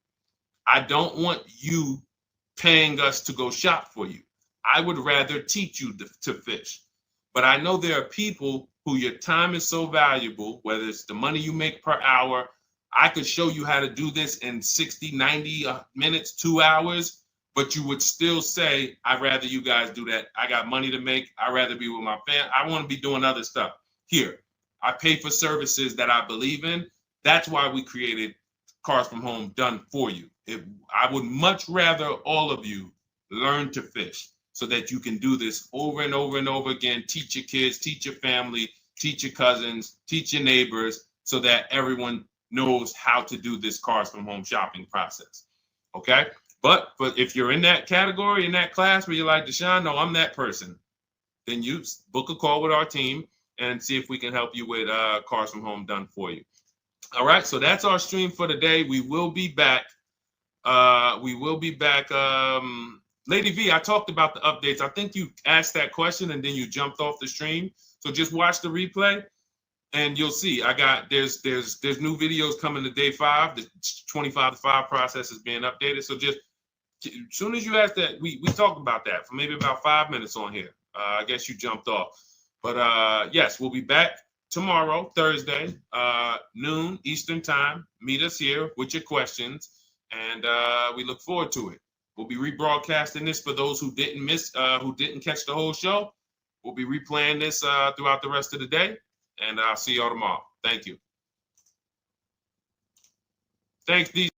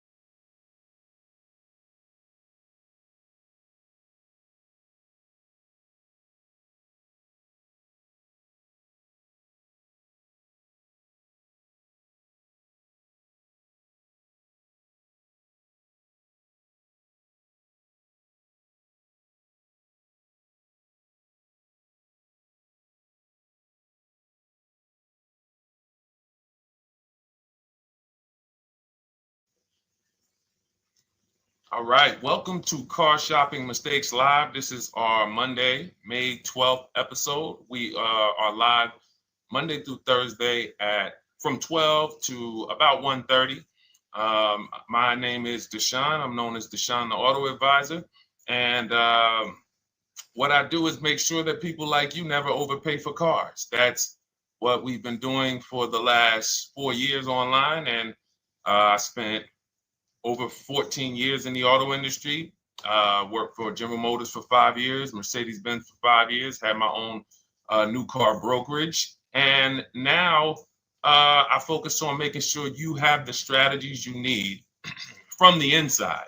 So what you're going to see is my perspective is very different, being inside dealers for 14 years. And so you can feel free to start typing your questions. Again, we are live every Monday through Thursday. You can mark your calendar so you don't miss a show at 12 noon Eastern time. And no question is off limits. There's really nothing that I think is going to catch me off guard. So, feel free to start throwing your questions out. First of all, who's shopping for a car? If you're shopping now, or you will be shopping in the next 6 months, type me in the comments.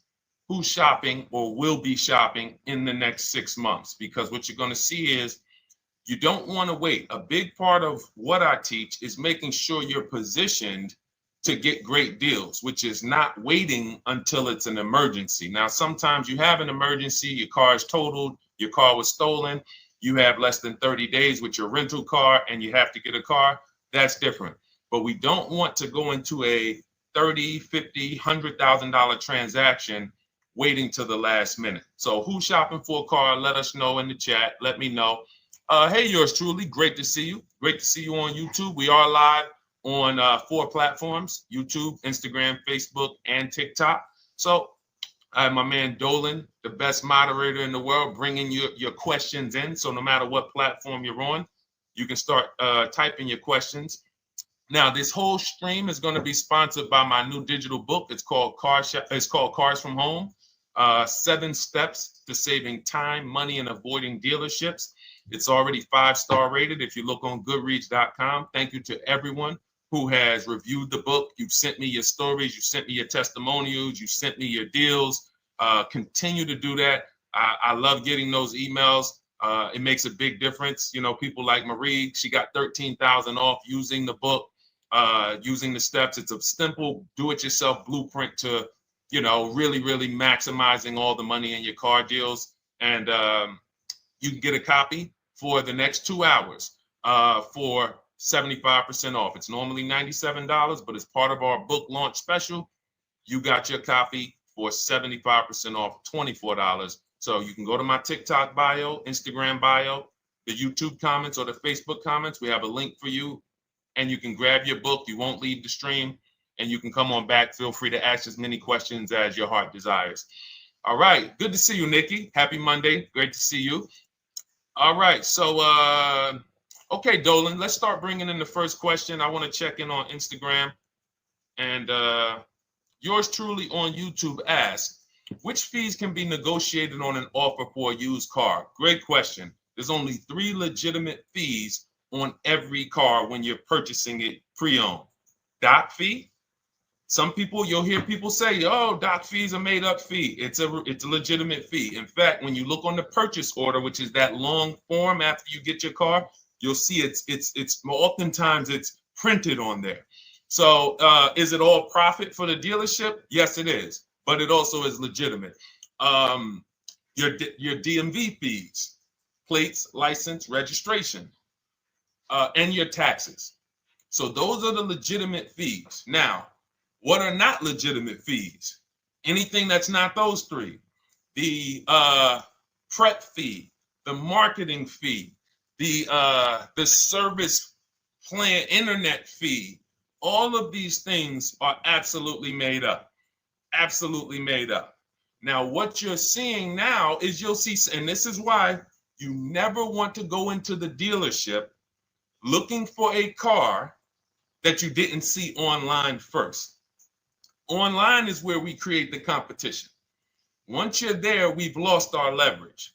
That's why everything we teach is called Cars from Home. 99% of your transaction can and should be done from home, where you can see that fine print, where you can actually you can see the dealers who don't have the fake fees before you get out there and waste your time with the ones who do. So you'll see all types of made up fees. Now, what is also being made up, let's go a little deeper on this, is the people, all right, if I put a mandatory service plan on my car, it's not, there's value there. It's not like the internet fee, which is just a ripoff, or the prep fee, which is just a ripoff. There's a service plan built in. Okay, then we have to determine if there's value there for us. There's a key replacement built in. But here's how I would like you to think, yours truly, and anyone who's in a similar situation. You'll be shocked. Anyone who'll be shopping for a used car, type the letter U. I want to drop a couple things for you to keep in mind and lock in. If you're going to be shopping for a pre-owned car, type the letter U. So yours truly, when we're looking at cars, what we want to do is we want to see, oh, sorry, hold on. I'm just, oh, thank you to everyone who shared this broadcast with a friend. I appreciate it. If everyone shares with one friend, we'll change the auto industry in less than a year. So you want to look at, as you're looking online, you want to be able to see the low side of the market for the car you're shopping for. So let me give you an example. Let's say you're shopping for once you have your budget, you want to try to get as new of a car as possible. If you don't see cars in that budget, go 1 year back. I always like to do 100 miles. You don't want to just do this neighborhood shopping, because here's again, as someone who's been in dealerships or who was in dealerships for 14 years, I can never be in dealerships now. No dealership I wouldn't want to work in a dealership, but there's no person who could tell you guys the unfiltered truth and be in a dealership. They're going to get fired. So, but here's what you'll see. The total cost is what matters relative to how much the car was when it was brand new. I don't want you to pay attention to what they're offering the car for, because that is a made up number based on algorithms and market. Who's ever seen somebody, sometimes you're on a website and it'll say, this car it's a fair deal. It's a good deal. It's a great deal. Who's seen that? That's based on an algorithm. It doesn't actually, it's not real value. Here's what's real value. Let's say you're looking at 4 Honda Pilots. They're asking $22,000 for one, $23,000 for the other, $24,000 for the other, $25,000 for the other. So 22, 23, 24, 25, right? Now you're looking and you're like, well, these cars look a little similar. You know, this one, what's the best deal? Once you get the new window sticker of that Honda Pilot, you'll see one of these Honda Pilots was $45,000 when it was new. This other one was $46,000 when it was new. But this other one was $53,000 when it was brand new. And that's the one that's actually giving me the biggest discount. That's the value. Without knowing the original price of that car, we can't determine what value we're getting in the price they're offering us. And when we don't do this, we make this mistake. We end up doing what some people did during the pandemic. They paid the same price for pre-owned cars as they were when they were new. Everyone didn't do that, but a lot of people did because they thought this was my only option. There were people who paid $27,000 for a Toyota Camry that was brand new, $28,000. This is how we prevent that. When we call that in Cars from Home, in my book, the true value discount. And this is how I bought my Infinity truck. I was literally looking at 3 of them, 4 of them. They all had similar prices from 30 to 31.8. And literally the one of them was 46, one of them was 48, one of them was 52, and one of them was 55. So when you do that math, and I have a calculator in my book that does it for you, but it's simple. You just put the MSRP in and you create and you divide the asking price into the MSRP. And you'll see, oh, wow, this deal is giving me 42% off. This deal is giving me 30% off. So you see how simple it is now to shop when you look at it, when you're looking at it that way. Oh, this deal is giving me 30% off the original price. This deal is giving me 44% off the original price. Then you weigh those things out.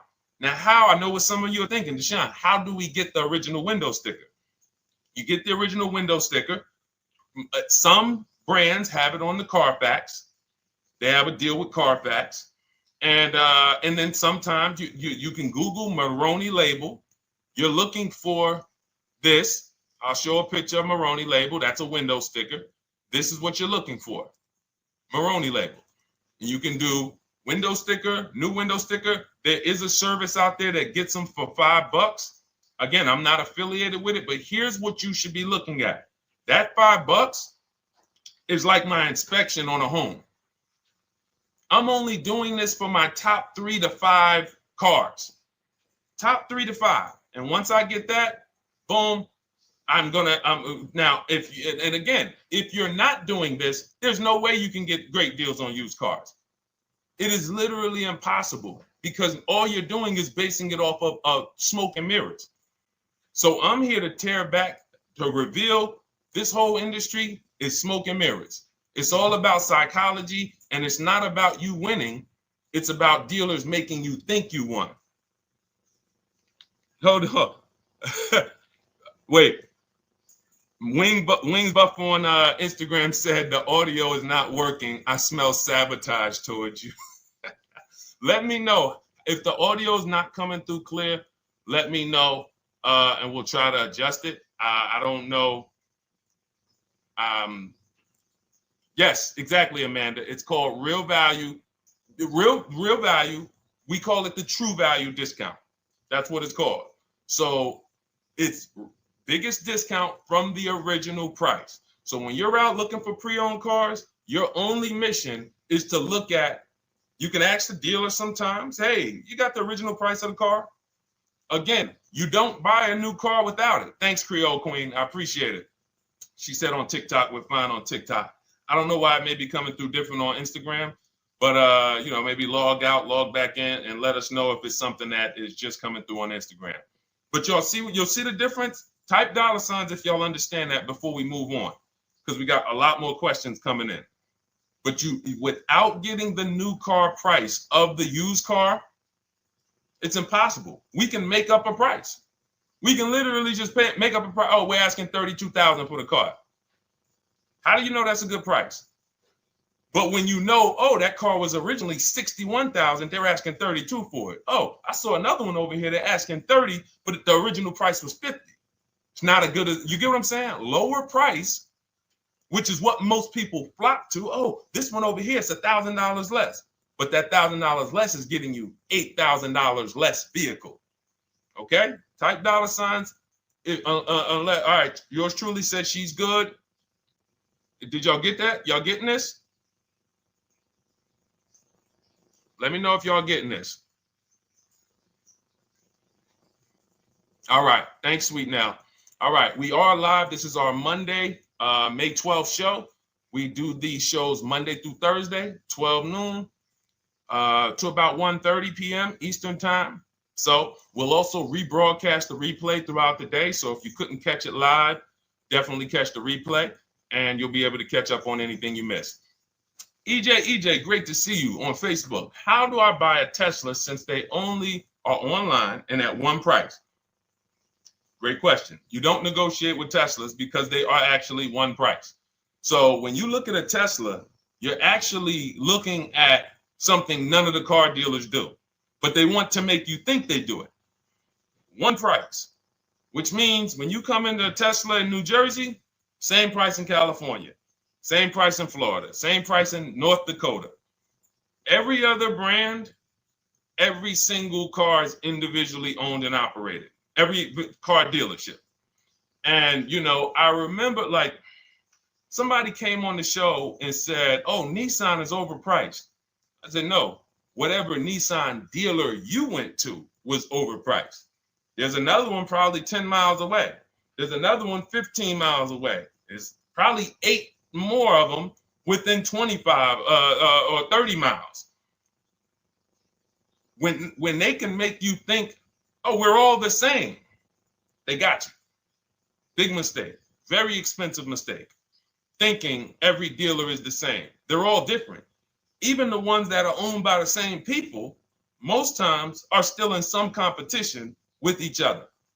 But Tesla, unless you're buying a pre-owned one price, no matter where you go, no negotiation. That's what it is. No other brand is like that, though. Go ahead, Dolan. Next question. Good to see you, Nia. Good to see you, Chantel Davis. Vanessa, good to see you, Maze of Empathy. Jonas checking in on TikTok. Great to see everybody checking in. Yes, exactly. Now, I'm actually pulling up something from my first book. It was called 52 Car Buying Questions Smart People Don't Ask That Cost Them Thousands. One of the questions was, how, when, and why should you visit a car dealership? How, when, why? There's only 3 reasons to be in a car dealership. 3 reasons. That's it. You're there to pick up your car because they don't deliver. You're there to test drive a car, or you are there to have your car that you're selling them appraised. That's it. You're meeting with the used car manager to have a car appraised. That's it. Everything else we do at home if you want to get the same results that the people are getting who are getting. Look, this is Christopher. Thanks so much for these resources. Read your entire book last night. I've already been underway trying to put my deal together. What a great book. I have my quotes together, and now I'm ready to take the next step with the calculator. Now, what he's talking about, notice he said I have my quotes, plural, because we teach something called the 25 to 5 strategy. You're connecting with 25 dealers. This is for new cars and leases. Different process for used cars. You're connecting with 25 dealers online. I'd show you how to do that in 20 minutes. This is not car buying school. We're getting these cars and these deals in literally less time than it takes you to visit one dealership and buy a car. You'll be there for 8-9 hours. We'll put in a couple hours over a couple days. And I'm getting them. Eventually, you'll be able to be as quick as me. I get cars in 60 minutes. Does not matter what I want. 60 minutes. If I'm following up on a deal a couple of months, maybe 90 minutes is going to take me. You'll get there eventually, but in the beginning, take you a couple hours from home. Because what you're doing is you're creating a competition. You're using the internet to create a competition. So we get 5 offers on every car. We will not buy a car without 5 offers, because the only way that you're going to see the 80%, we call them the 80%. That's 80% of dealers that are overpriced. The only way you're going to see that is to get 5 offers. It's going to blow your mind. That's when the veil is lifted. The first time now, if you want to do it your way, you want to call around, get the offers, call around, ask for it, try to not, fine, do it that way. As long as you talk to enough dealers to get 5 offers, because then you're going to see, whoa, they've been playing me. How is it that I'm shopping for the same car? I called and got the same. I called on this Hyundai Sonata. One dealer's telling me it's $480 a month. One dealer's telling me it's $450 a month. One dealer's telling me it's $420. One dealer's telling me it's $375. Another dealer's telling me it's $340. That's when you know you did it right. So and here's how you know you've done it right. If you don't see a $3,000 to $5,000 spread from your best offer, which we call the 20% dealers, to the worst offer, you didn't shop correctly. We have people all around the country, We've been helping people since 2021. In fact, during the pandemic, we had people really killing it because they were selling their cars for 7 grand, 12 grand more, putting that equity in their bank, doing leases, no money down. So it was a phenomenal time for people who had cars to replace and were making dealers bid to get their new cars. So doesn't matter the market. But until you actually do it, you're not going to, it's harder for you to believe it. You get what I'm saying? It's harder for you to believe, wait, you mean 8 out of 10 dealers are overpriced? 8 out of 10. That's why you must get 5 offers for you to see, wow. My highest offer is $200 a month more, and that's my local dealer. That's the dealer that's 20 minutes away, because oftentimes some of your closest dealers, when they see your zip code, they'll be like, oh, this person is not going to shop us. Let's give them this offer. It's that dealer that's 45 minutes away, an hour away, when they get your notification on their website and they're like, whoa, okay, this is a person in our competitor's market. Let's take this deal from our competitor. It's going to blow your mind. And then it'll be changed. Right now, you're just being exposed to the information. And the same thing on used cars. The best value used cars are $3,000 to $5,000 less than the highest price used cars.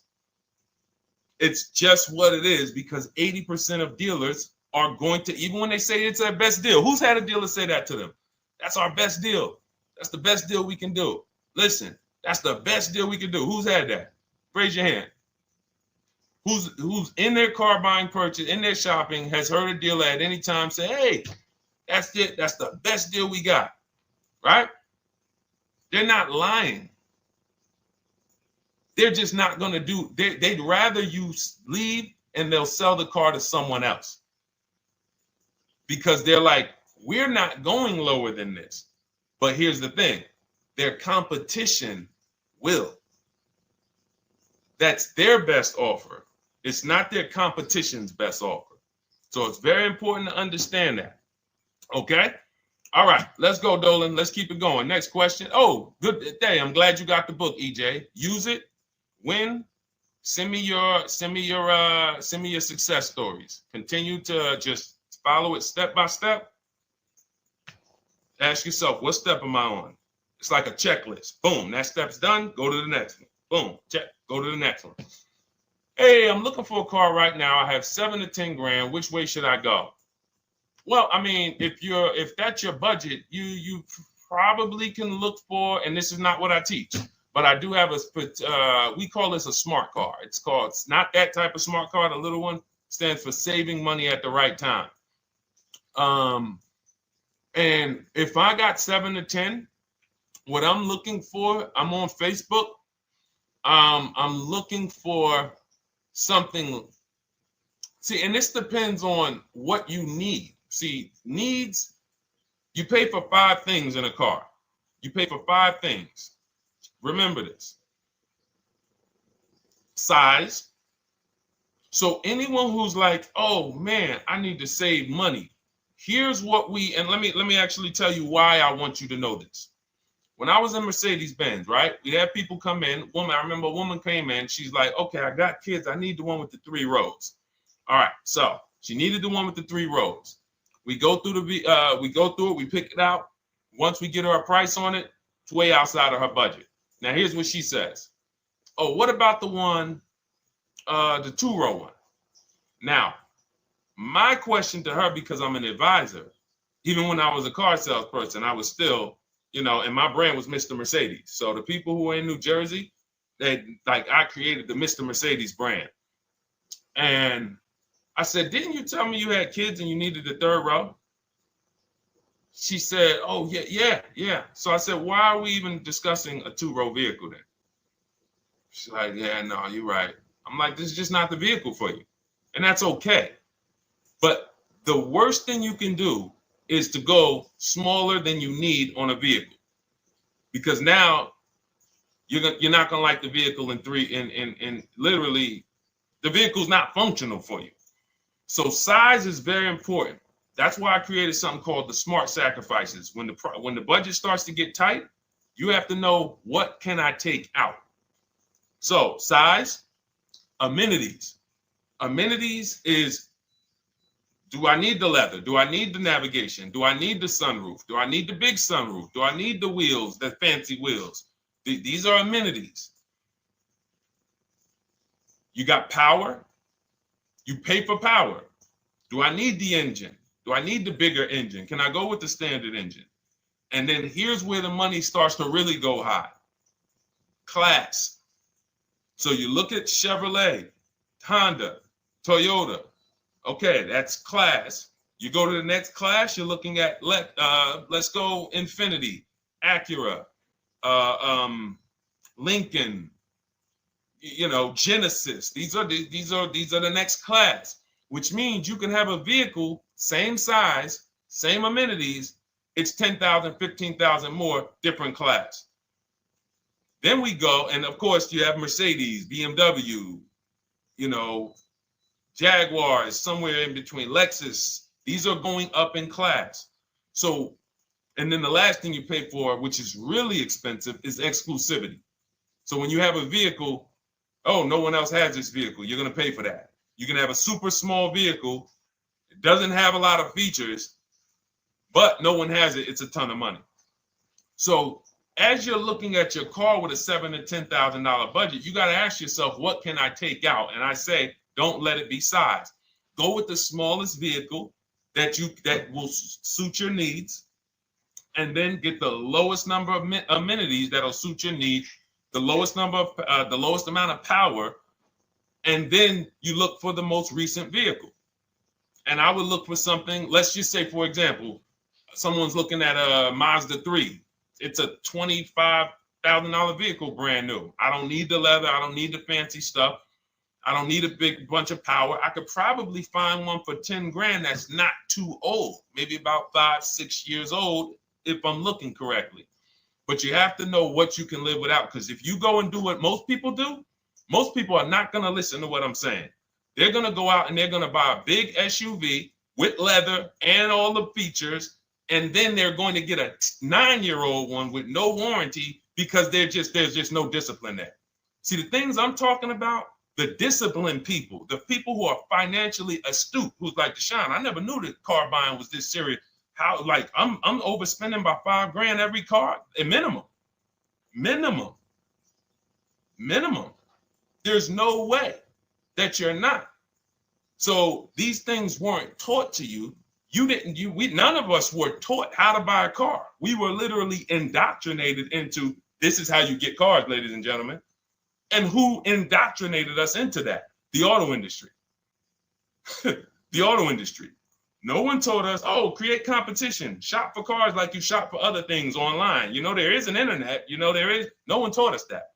So you have to say to yourself, all right, boom, I got to unlearn so that I can relearn the new way to make sure every time I get a car that I love and I get the most for my money, which is not what most people are doing out here. There's blood in these streets. You hear people, oh, there's no cars, there's no deals. They're walking in the dealer saying this stuff. Like, you're going into a person who wants to sell you something and giving them all the strategy, all the ammunition to sell you, raise the price. Hey, man, I've been looking for this car. Not many people has it. Cha-ching. Thank you for telling me that. Oh man, the tariffs are coming too, right? I hear the tariffs are coming, so things are getting more expensive, right? Yep, absolutely. Yes, they are, Mr. Customer. Thanks for saying all of this stuff. That's how most people buy cars. That's why the auto industry is just printing money on the public. So you got to change your behavior, and that's what we do here. And it's easy, and it's fun. You look at the people. Look, and we'll take some more questions because I see we got one that just came from Nurse Gregory. I got you on TikTok. So this is our Monday, May 12th live show. So we are live. You can feel free to type your question. We rebroadcast this show throughout the day, but we are live every Monday through Thursday at 12. So, but look, when you look at the confidence from Brian. Look, just finalized my deal. First ever lease using your system. 2025 Honda HR-V Sport, $30,000 MSRP, $395 a month, 1.2 ratio. That means he understands how to value leases when he's putting his ratio. 12,000 miles, 36,000 miles, 36 months, no money down. Initial quote was 434. Then he used our calculator, and the counter offer came down to 394. Listen to the confidence. Look, I bought your book, use your system, just closed my deal, have positive results to report. A caveat is I wanted a newly released 2026 Genesis, not even out yet, not even out, GB70. And there are no incentives. I could have gotten incentives on the 2025. However, I wanted the 2026, was willing to pay. I reached out to 20 dealers. We show you how to reach out to 25, but on a Genesis, may not have been as many dealers because it's more of a luxury brand. They haven't built as many dealers for Genesis yet. He says he received 9 offers. Look, that's how we know when you're doing it right. 5 offers, 9 offers, 7 offers. How many offers do you get? Thanks, y'all, for running those likes up on TikTok. Could y'all just keep double tapping the screen every time you hear something you like? You're going to see those likes continue to run up. See, this is it. I'm happy with this. Look, he gets an $815 a month payment on a $58,000 vehicle, 1.4.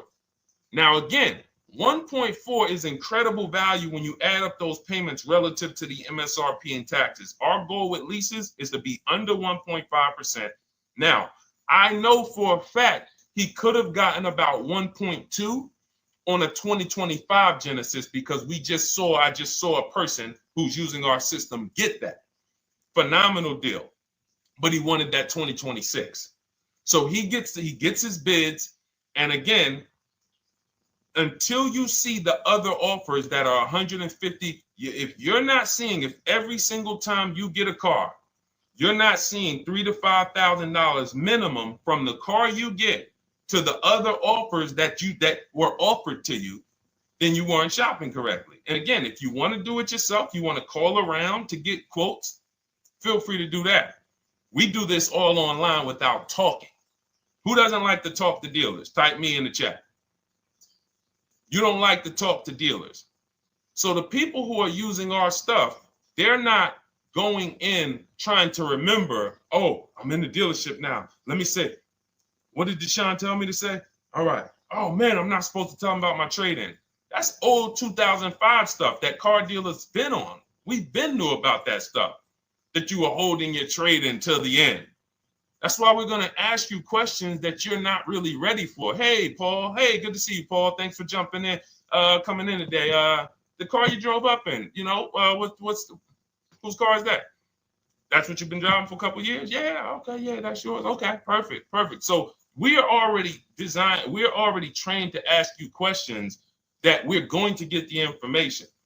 So the only way, I'm not training you to go in and do battle and negotiate with someone who negotiates 3 times a day, 5 days a week.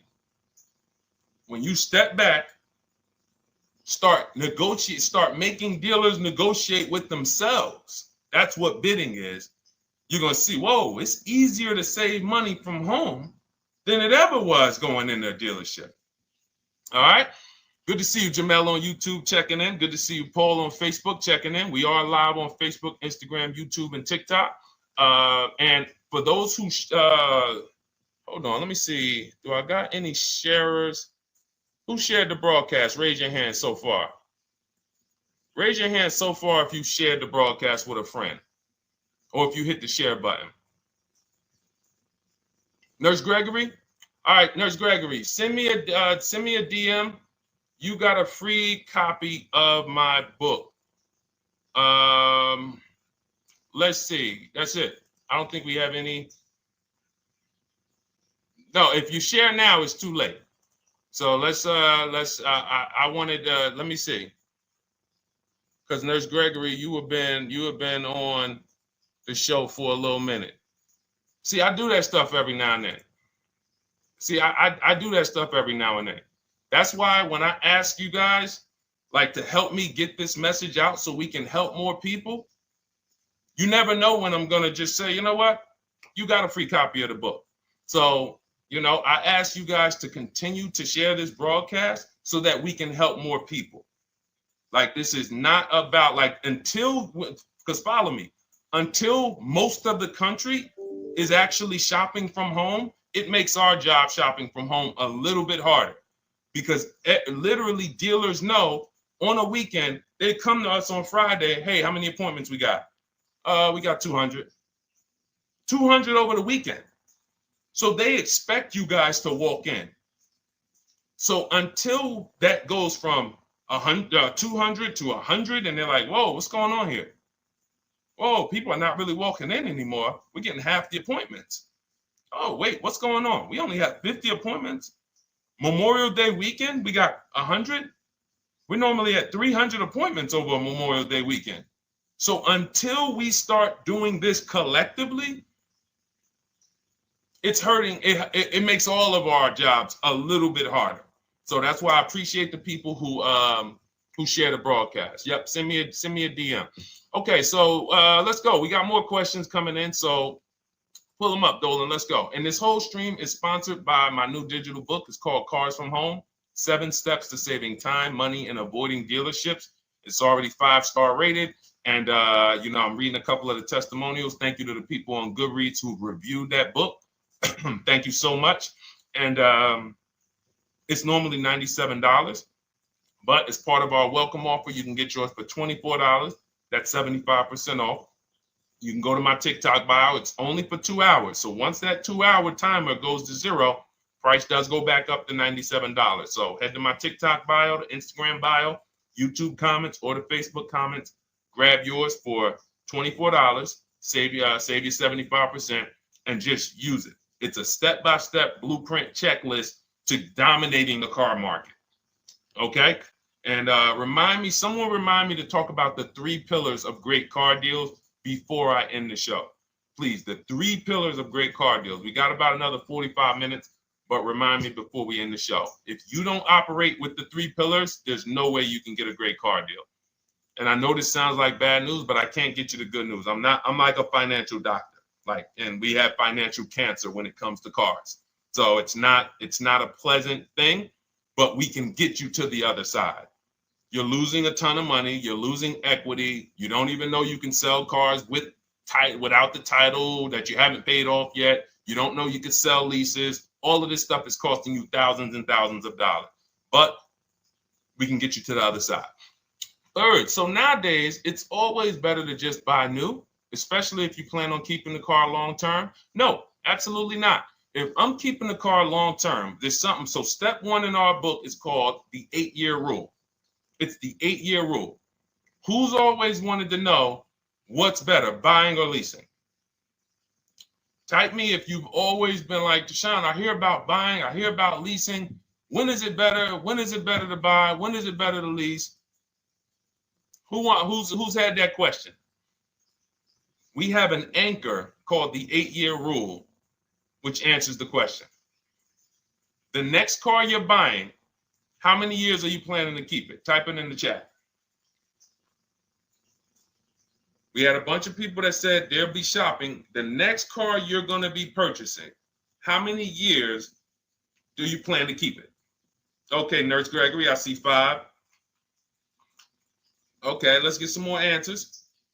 How many years do you plan on keeping the next car you are going to purchase? 2 to 3 years, Jamel Singletary. Perfect. Good to see you, Jamel. Rain King Leo on Instagram, 2 to 4 years. Perfect. Okay. Paul on Facebook says as long as possible. You got to go with a year. See, that's the reason why. See, the longest possible, well, give me a year, a number of years, because you're going to see people be like, oh, I plan on keeping that car, and I didn't do the research to even find out that the car wouldn't last that long. So, I'm not going to buy certain cars planning to keep them as long as possible, because it says literally around 100,000 miles, I'm going to start having problems with them. So if I buy them pre-owned, then I get to 80,000 miles. I mean, car starts having, so we need years. Mel Nelson on Facebook, 9.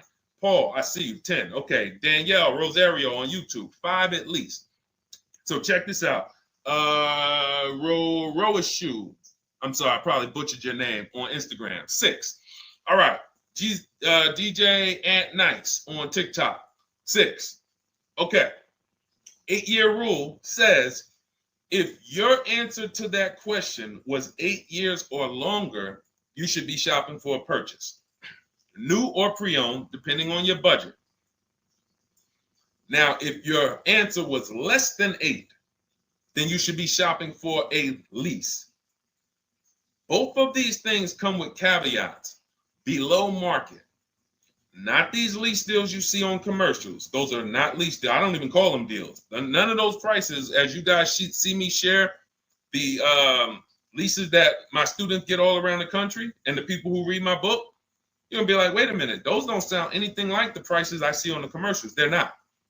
We get below market leases. And most of the time with no money down. We always shop with no money down. On a purchase, you need a below market purchase. Again, you should see $3,000 to $5,000 above on other cars that you didn't buy. So the car you got, whether you're purchasing it or leasing it, it should be $3,000 to $5,000 below the other offers that you've seen, the other cars that you've seen online. So when we look and say, do we go new or pre-owned? And I know some of you got shocked with who was taught never lease a car. Like when I just said the 8-year rule, and I said, hey, all of you who your answer, Jamel, 2 to 3, you should be shopping for a below market lease. Dario, YouTube, you should be shopping for a below market lease. Madison, Marv on Instagram, below market lease. Yep. Rain, you've had your car for 3 years. You're already debating getting rid of it. You should be shopping for a below market lease. Yep. Nurse Gregory, below market lease. DJ Ant Nice, below market lease. We'll talk about that in a little bit. You can ask why. But raise your, if you were taught never get a lease, never lease a car, let us know in the chat and we'll handle that. But I want to answer the rest of this question because he asked, is it always better to buy new? So if his answer, for those of you who said, I'm keeping more than 8 years, I'm not breaking the 8-year rule, I'm shopping, don't think about leasing. You're keeping at least 8 years, leasing should not even be in your vocabulary. Now, new or pre-owned. That's based on 2 things. First is budget, because you want to go over your needs and say, what do I need? Can I get everything I need in a car for my budget? New? No. Most times, you can't. So if you have a large budget and you're like, Deshone, I could actually go new or pre-owned. What should I get? Now that's a matter of your values. The values say, I've had 2 groups of people, long-term people. When I was in dealerships, some of you know I was with Mercedes for 5 years, General Motors for 5 years. I've been in the auto industry for 14 years. People would say, Deshone, man, I only get a new car. I'm like, yeah, I only get a new car every 10 years. That's why I get my new car. I'm going to treat myself. That's values. Now, some people say, well, I could afford both, but you know what? I want to knock 20, 30, 40% off the price. That's values. So it's a matter of your values.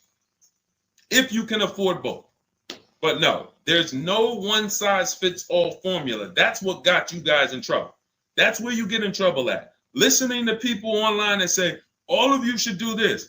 All of you who's heard people say, this is the funniest thing in the world to me. Who's heard people say some teachers, car gurus who've only bought 30 cars in their life, they think they're a guru. Who's heard them say, never buy a new car? No one should ever buy a new car ever. Who's heard that? Who's heard that? Who's heard that?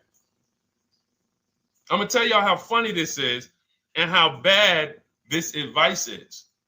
And one day, I would love to be on a panel with like people who talk cars.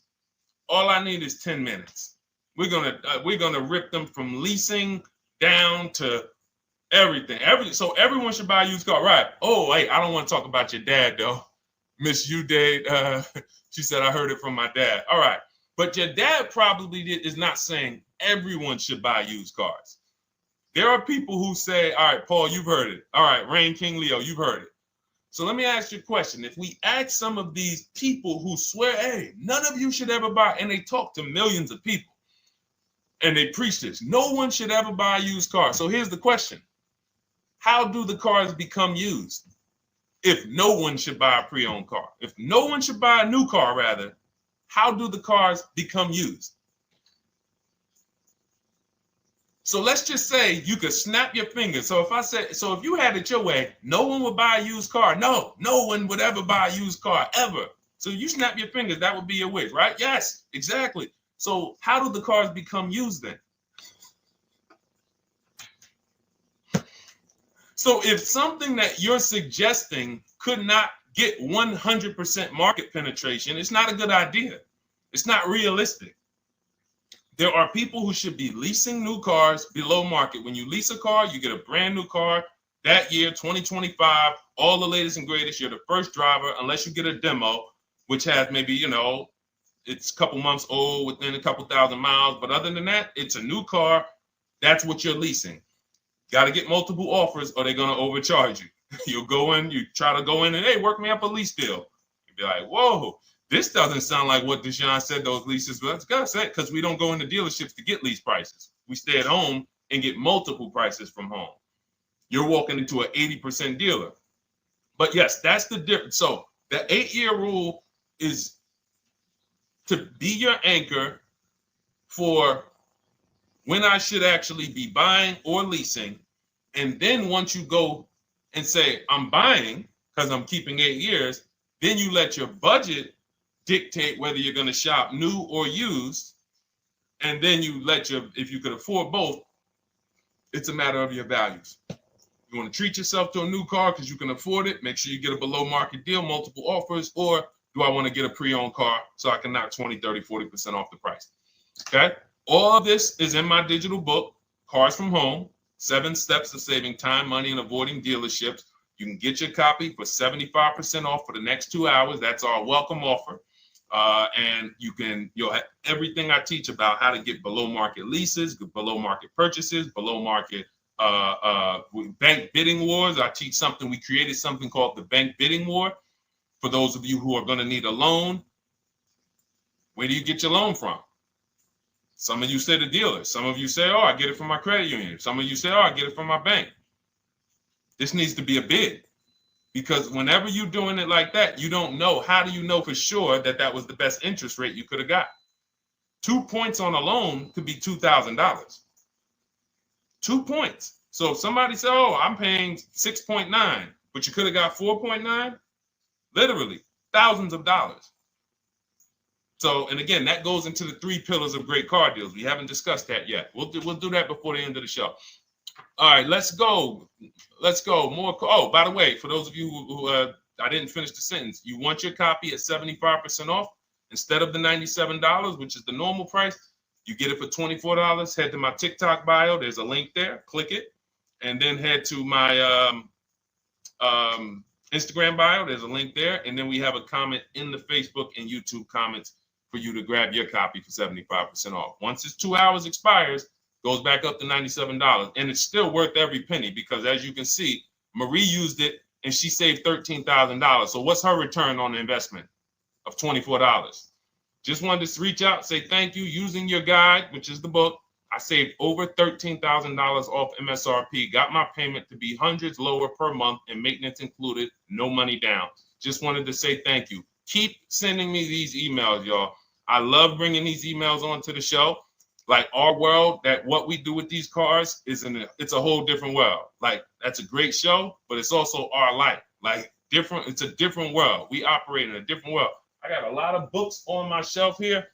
I cannot tell you books that actually give me ROI like Cars from Home.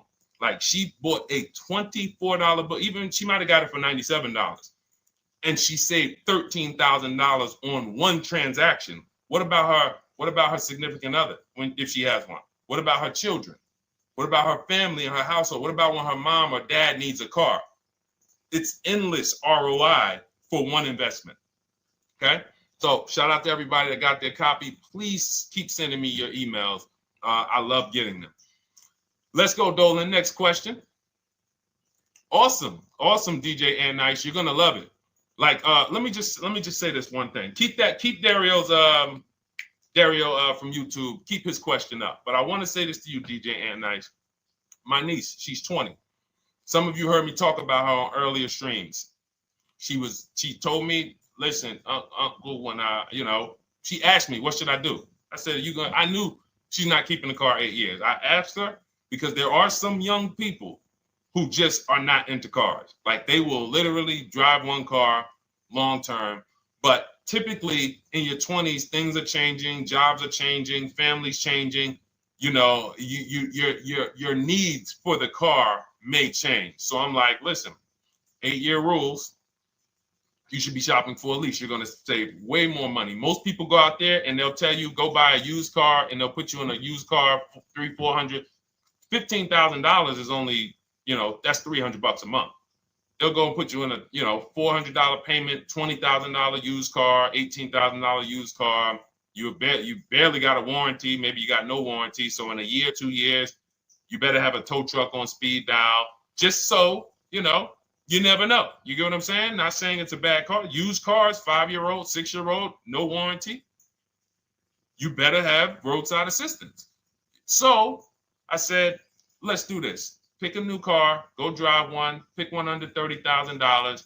Because she said, I would like my payment to be like, under $350. I'm like, all right. She's got her credit to where it needs to be.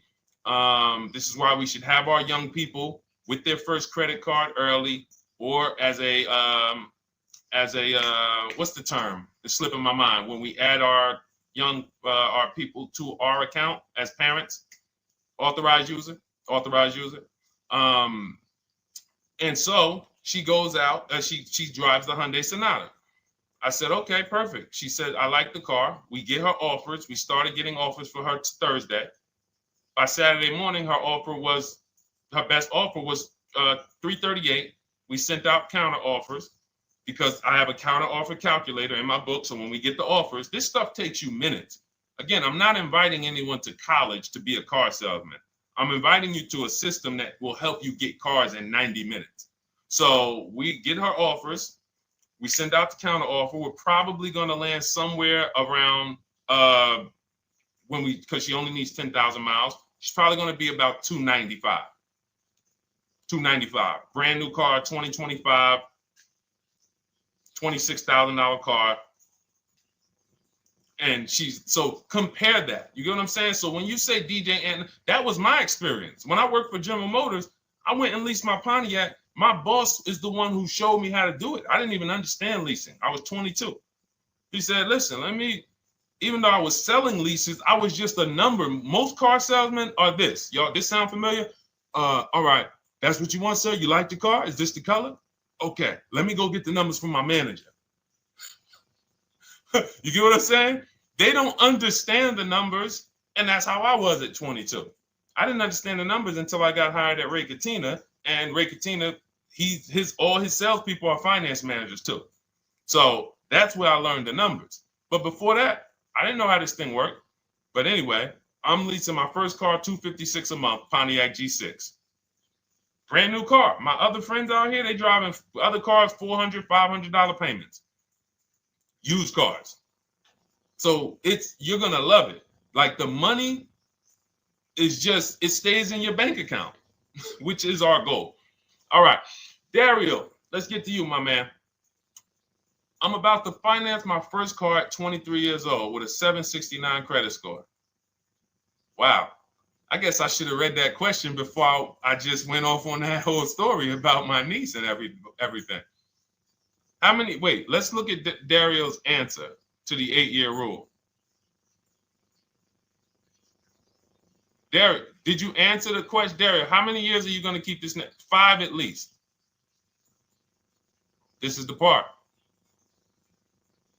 This is the part where I don't know what to do. You get what I'm saying? Help me out here. Y'all get what I'm saying? Like there are times where I literally don't know what to do with this. Everybody, we talked about the 8-year rule, right? We went deep on the 8-year rule.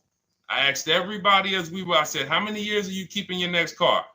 Everybody tapped in 10, 8, 9, 7, 5, 3, 2. I said, okay. Step one is the leasing versus buying question. What's going to save me more money? If you are not keeping your car 8 years, you are absolutely overspending by not getting a below market lease. Then, which I didn't even count on, DJ Ant Nice comes and says, hey, man, you talked me into getting this lease because I want to save the most money possible, and I'm not keeping the car 8 years. Then I walk you through a scenario where my niece, her first car, she's 20, she's about to lease a brand new Hyundai Sonata, and her payment's going to be $295 a month. Add that up, $295 a month for 3 years, $295 a month times 36 is $10,620. That is her payments over 3 years. $10,620 over 3 years, which means if we look at the $26,000 car she's getting, and then we look at the taxes and fees on that $20,000 car, we're probably going to be somewhere around $28,000. Oh, I'm sorry. I'm wrong, y'all. I just pulled up the MSRPs on that car she's getting. It's $28,500. $28,500. She's paying a little over $10,000 to drive a $28,000 car that with taxes and fees would probably put her around $30,000. A little more, but let's just say you get a little discount, $30,000. She's paying. So if she bought this car, what would that car be worth in 3 years? What would that car, if she bought a $28,000 car, $28,000? Throw some numbers out there so we can really try to help Dario and the people who just, all right, may need us to go deeper on this. You might need me to go deeper on this. You might be like Dario, like, okay, Sean, I didn't grasp it. Let's go deeper on this. What would the car that she's getting, my niece is about to get for $28,000, $295 a month, what would that car be worth after 3 years? $28,000 car.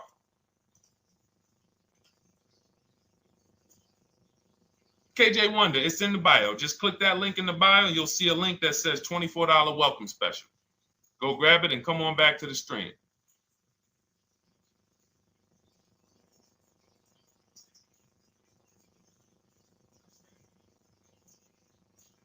Anybody want to tap in?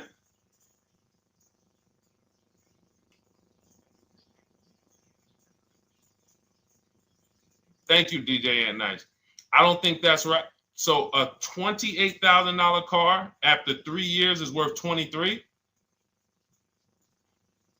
No.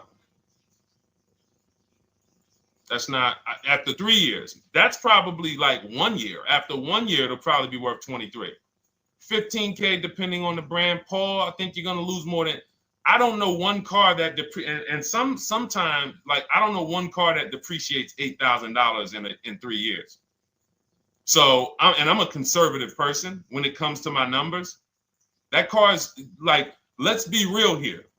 You don't buy a Hyundai Sonata, come back in 3 years, you paid $28,000 for it, come back in 3 years and they give you 20 for it. It's going to be more like $13,000, $15,000. What if you have an accident? You get what I'm saying? So, and unfortunately, you know what's hard about this? The only people who really understand depreciation and how much cars lose value are people who pay cash. It's very tough for you to see what you're really getting when you're a payment shopper. But as someone who never, listen, people would love to go into a dealership, get a car for $28,000, come back in 3 years and get $20,000, come back in 3 years, get $18,000. I only lost $10,000. That doesn't happen. That's why people come back in 3 years and they're like, that's all I'm getting? So the point is, she's paying $10,000 of depreciation over a 3-year period. That's it. So in order to beat what she's about to get, or people who are getting below market leases, any people who are getting below market leases like we teach, you would have to get at least $20,000 to beat her. You would have to get at least, because she's only spending $10,000 over 3 years. And sold by foreign. Guys, this is not, this is really not up for debate. I am, and unfortunately, maybe the pandemic threw you off, because some of you, if that was like your first car you ever replaced, and you went and you got out of that car during the pandemic when every car was worth $7,000 to $12,000 more than it should have been worth. You can't do that today. And we had people right after the pandemic writing me saying, "Oh, yeah, I'm gonna do this, and then I'll go and trade that and get all my money back like I just did before." No, that was a very rare case of limited supply, the supply chain of cars. Now we might see that again with tariffs. When tariffs come, we might actually see our cars appreciate, because the whole new car market is going to be more expensive. But cars are not, literally the depreciation curve on most cars are 15% the first year, sometimes 20, another 15% the second year, 10%, 5%, and then it gets smaller. Once you get to about 7 years, the depreciation starts to cool off. You're losing 50% of the value in the first 5 years. And if you drive a lot, you're going to lose it quicker. So when we look at paying a small amount of money for a expensive car, that's what leasing is. So there's no, when you, and let's wrap it up like this. If she would have bought this car, this same, because this is really a leasing versus buying lesson. And I don't know, however deep we need to go on it, that's how much deep we need to go until some people it clicks, because it may not click for everyone. I'm trying to make it as simple as I can, which is why I'm only talking about what's coming out of your bank account. Like, isn't that what we're supposed to care about? But for some reason, some of us are thinking about other things when it comes to cars. We go into somewhere else. So let's look at if she would have bought this same car, the same $28,000 car with taxes and fees, probably about 31 and change. But let's just round it off to 30. What's her car payment, everyone? Those of you who know the rule, every $5,000 is about how much per month on a loan?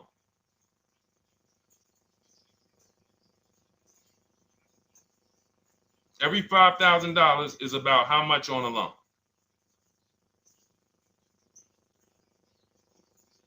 Now, every 5,000, thank you, DJ Ant Nice, you got it, $100. So again, these are videos that I make that, thank God, has been seen hundreds of thousands of times, some of them into the million. Every $5,000 is about $100 per month on a 5-year loan. Yep, you got it, Jamel. So what would this car cost her that was 30? Thank you, Tony, man. It would cost her $600 a month. So the same car that she's leasing for $295 a month would cost her $600 a month if she wanted to purchase it. Now let's throw one more scenario in there. Let's say she finds one for this price that yours truly said, about $18,000. She gets a 3-year-old used one. 3-year-old used car, good mileage on it, taxes and fees. She's a little over, let's round it off to $20,000. What's her payment? What's her payment for a 3-year-old used version of what she's getting new right now? $400. So where does it make sense to purchase at? Thank you, D-Boss. On TikTok, we see you. We are live. This is our Monday, May 12th live show. We're live from 12 to about 1:30 Eastern time, Monday through Thursday. Mark your calendars so you don't miss a show. 400. Where does it make sense at? I'm on my 7th lease. Where can you tell me that it makes sense at, unless you're one of the people, like, let's go back to Paul, who's keeping his next car 10 years. Let's go to, Paul on Facebook. Let's go to, who else we got? We got a bunch of people that said 8 to 10. Nope, not too many. That's why I read all of that, and I'm like, yo, all of you people should be leasing. 10 years. Wait, nope. I can't find many of you who said you were going to be keeping more than 8 years. So where does it make sense at?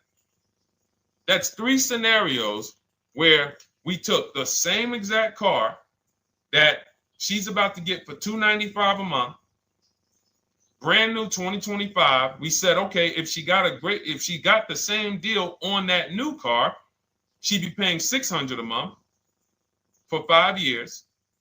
If she took it for a 6-year loan, she'd probably get her payment down to $500, but that's for 6 years. And again, she's not keeping the car that long. So when she goes to replace it, she's probably going to have negative equity in 3 years, like most people. Come back, every single car transaction you do, oh, I'm replacing it. Oh, you got negative equity. Oh, dang, how? This is how.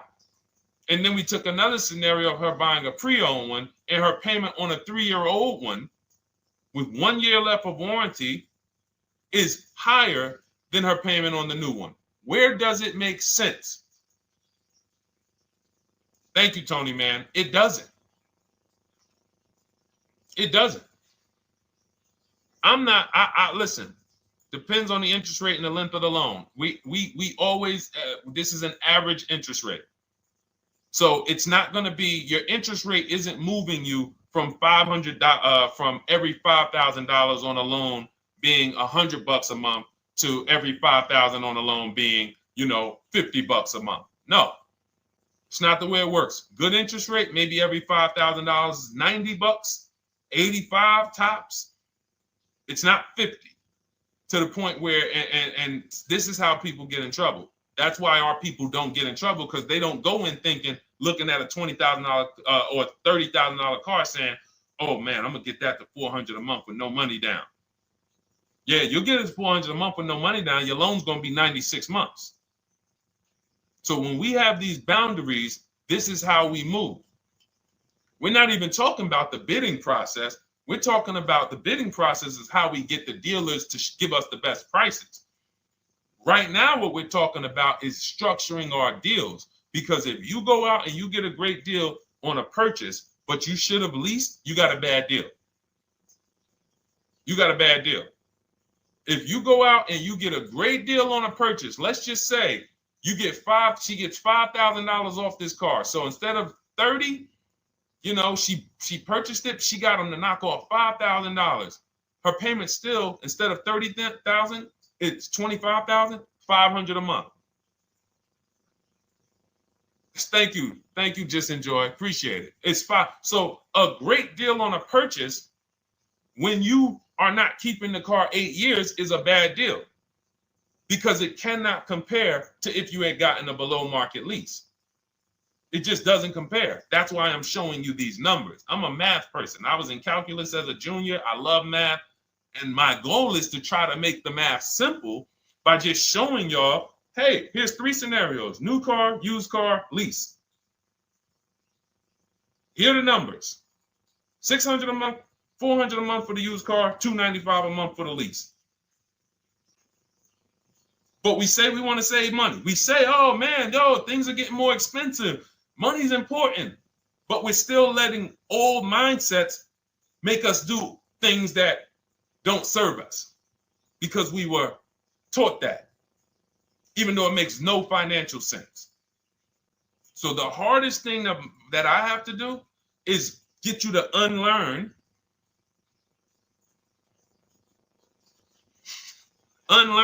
what you have been taught. That's why I represent this brand, because I realize I can't do anything for you until you get rid of the bad stuff that you picked up. You didn't go to school and you were indoctrinated into, this is how they taught me to get cars, even though it makes no sense. It creates buyer's remorse. You leave the dealership hoping you got a good deal. I hope I did all right. You wouldn't bet a dime on it. If somebody came up to you, hey, would you bet money that you really didn't get a good deal? You would be like, oh no, I wouldn't take that bet. I don't. No, you have no confidence, no guarantees, nothing. And this is what people are still staying in. So when we talk, we're inviting you to the new way. We call it, this is the new way. And so everything that we're talking about, you can get in my literally my video, my step-by-step checklist, Cars from Home, 7 steps to saving time, money, and avoiding dealership. You don't have to worry about trying to remember this. You can literally get it in book form. It's a digital book. You don't have to wait for the mail. And the thing about the digital book is when something new happens, I update the book. Like a year ago, we had Room in the book. Room went out of business. If you had a physical copy that you had bought, now here I am talking to you about, oh, now guys, you got to get volume 2. No, I just went in, we update the master file, Room's going, process stays the same. So that's the thing. So it's normally $97, but as part of our book launch special, you can get your copy for $24, 75% off. It's a 2-hour only offer. So next 2 hours, if you visited, you'll see the timer. Once it gets to 0, the investment is $97, and it's worth every single penny. The return on that $97 will be incredible. But if you get there before the offer expires, you get yours for $24. So head to my TikTok bio, click that link, my Instagram bio, the YouTube comments, or the Facebook comments. We have a link there for you. Grab your copy for 75% off. All right. All right, Dolan, let's go. We got time for a couple more questions.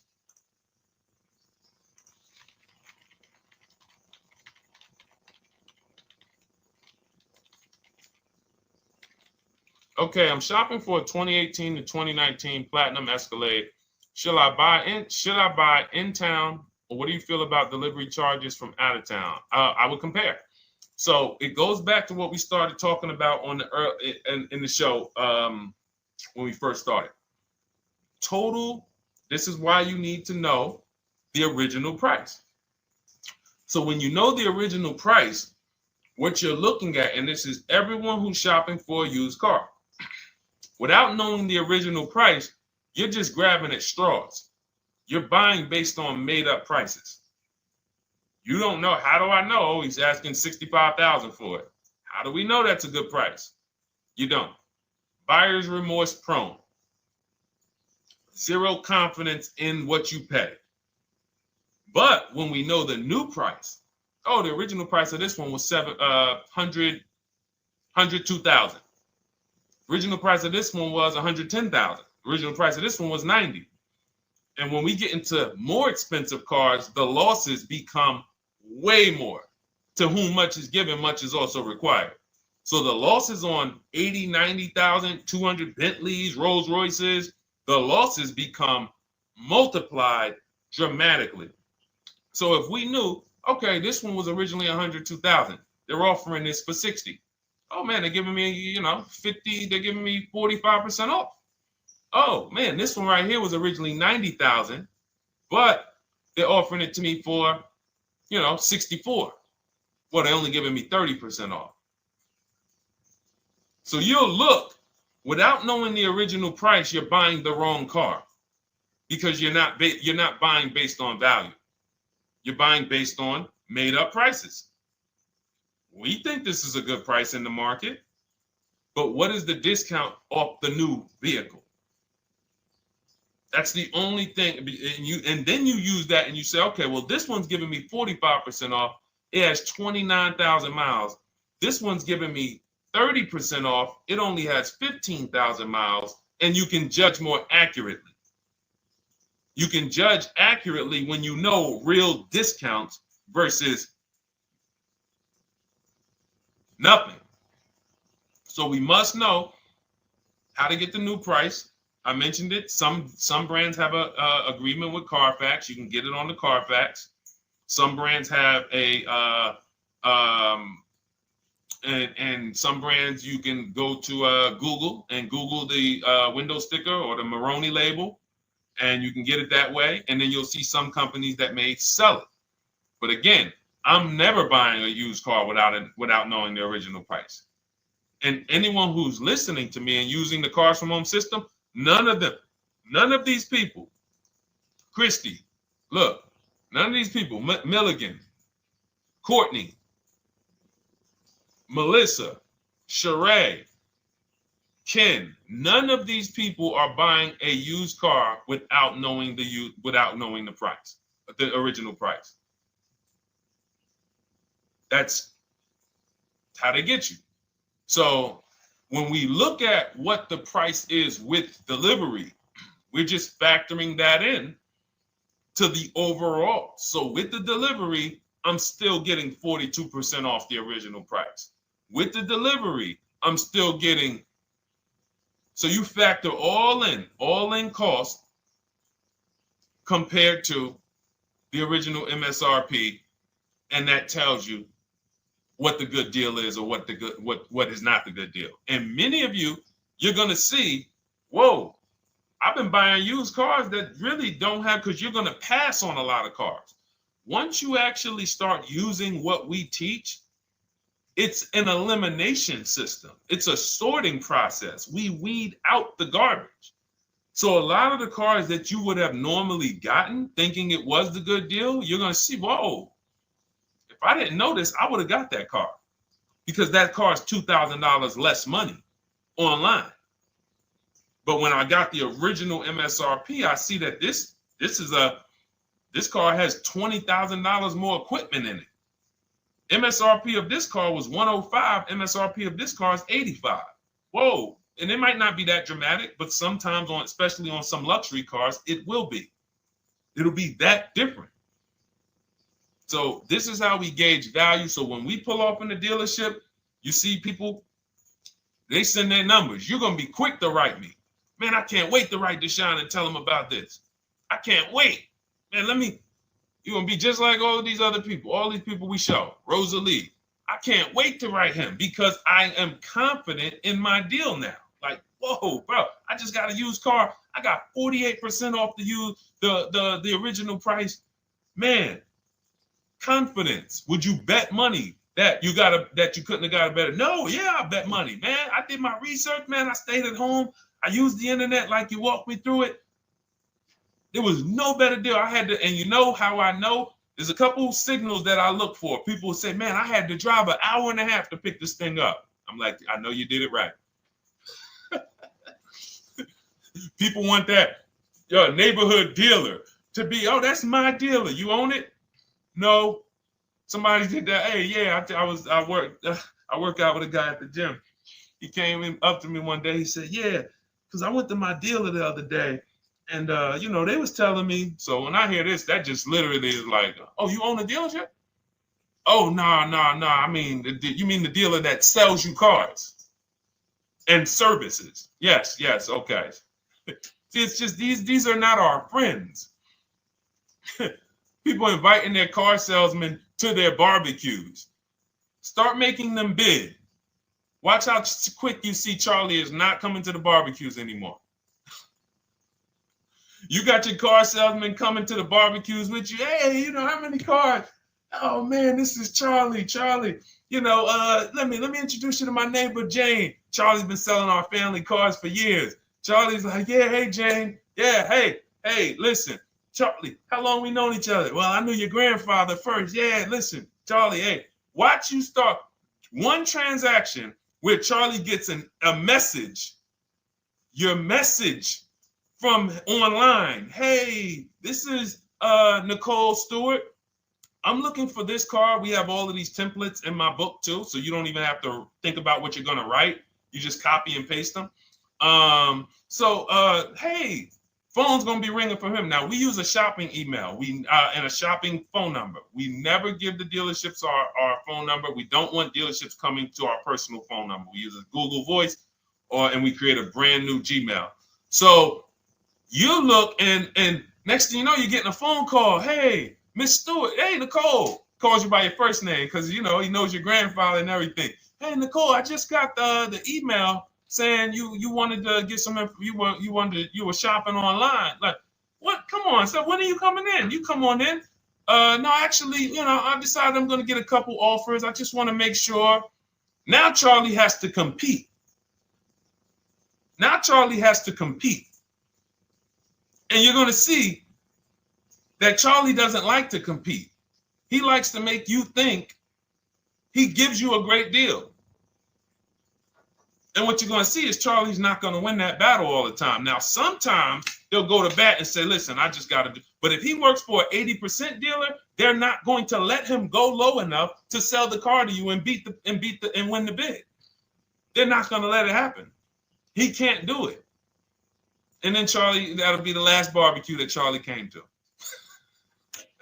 Last barbecue. Oh, man. So, wait a minute. Molly, pull up Molly on Facebook's comment. Dolan, she just commented. We are live, y'all. This is our Monday, May 12th show. We do these shows from Monday through Thursday, 12 noon to about 1:30. So make sure you set your calendars and tell your friends and family, because they're out there shopping right now and they're getting their heads chopped off. I hope YouTube doesn't censor me for that, but they are. And if we were to look at their car deals compared to what our people are paying, you would be like, yo, they got.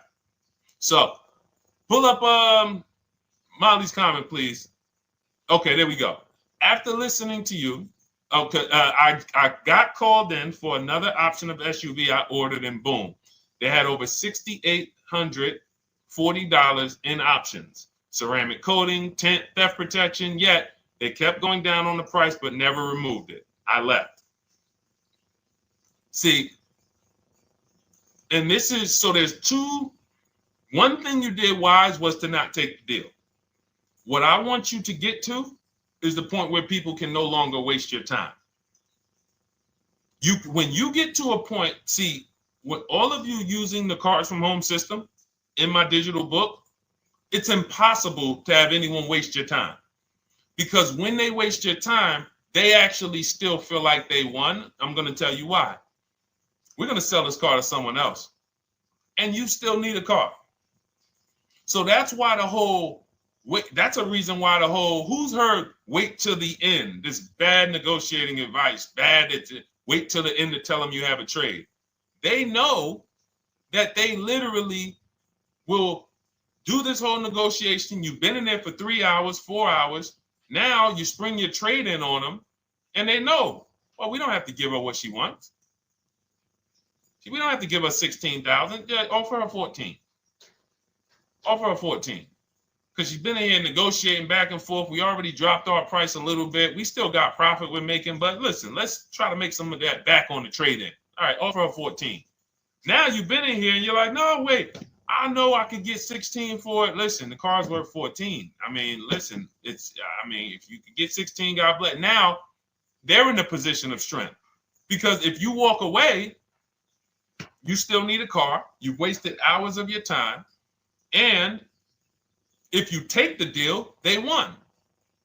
So it's like some people be like, man, because that's what they're thinking about. You know how many people say, Dad, all right, I know I feel like I could get 16, but do I really want to go through this all over again? All right, let's just do the deal. Lost. Didn't get the money for their trade-in, have no idea if they're getting a good price on the new car. They haven't gotten other offers. That's the car business. That's what 95% of people do. That's the car business. Leave thousands on the table. And now we can talk about 3 pillars of great car deals, because that actually ties into what we're talking about here. Thank you, Nicole. Thank you. Helping out the community. Listen, I help everybody willing to listen. I have the benefit of actually teaching something that is so effective. I get hundreds of people that write me and send me deals and get results. So I have a real-time gauge on how we're doing. Real time. Versus somebody who sells stuff, but they don't really care about the result. So you'll buy stuff and you're like, whoa, this is not the result I thought I was going to get. All we do is hold ourselves accountable to the results. And as long as we keep getting these emails in, as long as we keep getting people writing us, taking pictures, sending stuff, we know people out here getting the same types of deals that I would be getting. And that's what I want. I don't want anyone taking a deal that I wouldn't take. As somebody who's done thousands of transactions with Mercedes and General Motors, leased 7 cars. I'm the one my friends call. They've been calling me for 7 years, 8 years. Deshone, all right, man, I need a car. I'm good. Listen, this is what I do. And the way that we give them peace of mind is the comparison offers. You only have peace of mind with comparative offers. There's nothing else. That's why you can buy spaghetti sauce, and that's why you can buy a TV on Amazon in 5 minutes, 10 minutes. Because you're going to go through, boom, okay, all right, let me check Walmart.com. All right, let me check this site. All right, let me check this site. All right, this one's the best. You spend $800, $400 in 15, 20 minutes. And not feel buyer's remorse because you've seen the options. Buyer's remorse comes from not seeing other options. It's that simple. All right, let's go. All right, Dolan, we got time for. All right, yeah, throw another one in, Dolan. Let's go. All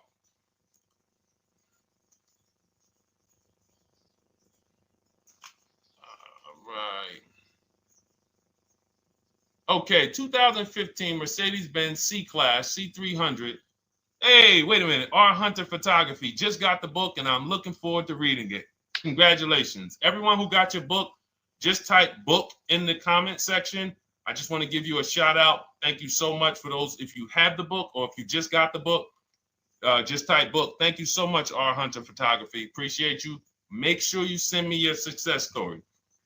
That's what I care, whether you buy, lease, or purchase. Even when you use the bank bidding war, show me, hey, yo, this bank was at this interest rate. This bank was at this interest rate. And then the dealer got me this. Write me all of that stuff. I love hearing all of that. Michael, good to see you. Michael McLaurin on TikTok. Thank you so much. Use it and win. Use it and win. I want that book to return to you $5,000 to $10,000 per deal. So every single time you do a car deal, that book should be returning to you $5,000 to $10,000 per deal. All right, 2015 Mercedes C-Class, 85,000 miles. What are you thinking? See, there's nothing there. You get what I'm saying? There's nothing there. You have nothing to compare it to. Now, here's the thing. We teach something in the book called, and we still got to go to the 3 pillars of great car deals again. But there's nothing, we teach something, there's no boundaries in car buying. There haven't been no boundaries. For example, let's talk about the most expensive purchase most people make. Now, in this case, sometimes it's people's cars because people aren't buying houses as much as they used to. But the most expensive purchase people make is their house. Would anyone on here get a 40-year mortgage? Anybody? Yes or no? Thanks, EJ. Enjoy the book. I can't wait to hear from you. Anyone? Would anyone get a 40-year mortgage? Anybody? We got smart people on here. Anybody signing up for the 40-year mortgage? No. Okay. So if no one's signing up for the 40-year mortgage, the question is why? Why? Because we know that's too long. If you got to take a 40-year mortgage, go. God bless you. Yes, go get you. God bless you. Hope she's well. And I'm glad you got your book, Daryl. Would anyone, and you don't have to worry about reading it. It's a step by step. It's a checklist. So do one step, check that step off. Next step, check. Boom. That's how it is. Because there's a built-in. It's been built into our education. You don't take a mortgage longer than 30 years. And if you want to be super conservative and you can afford it, take a 15-year mortgage. But we don't go 40. We don't go 50. They're available.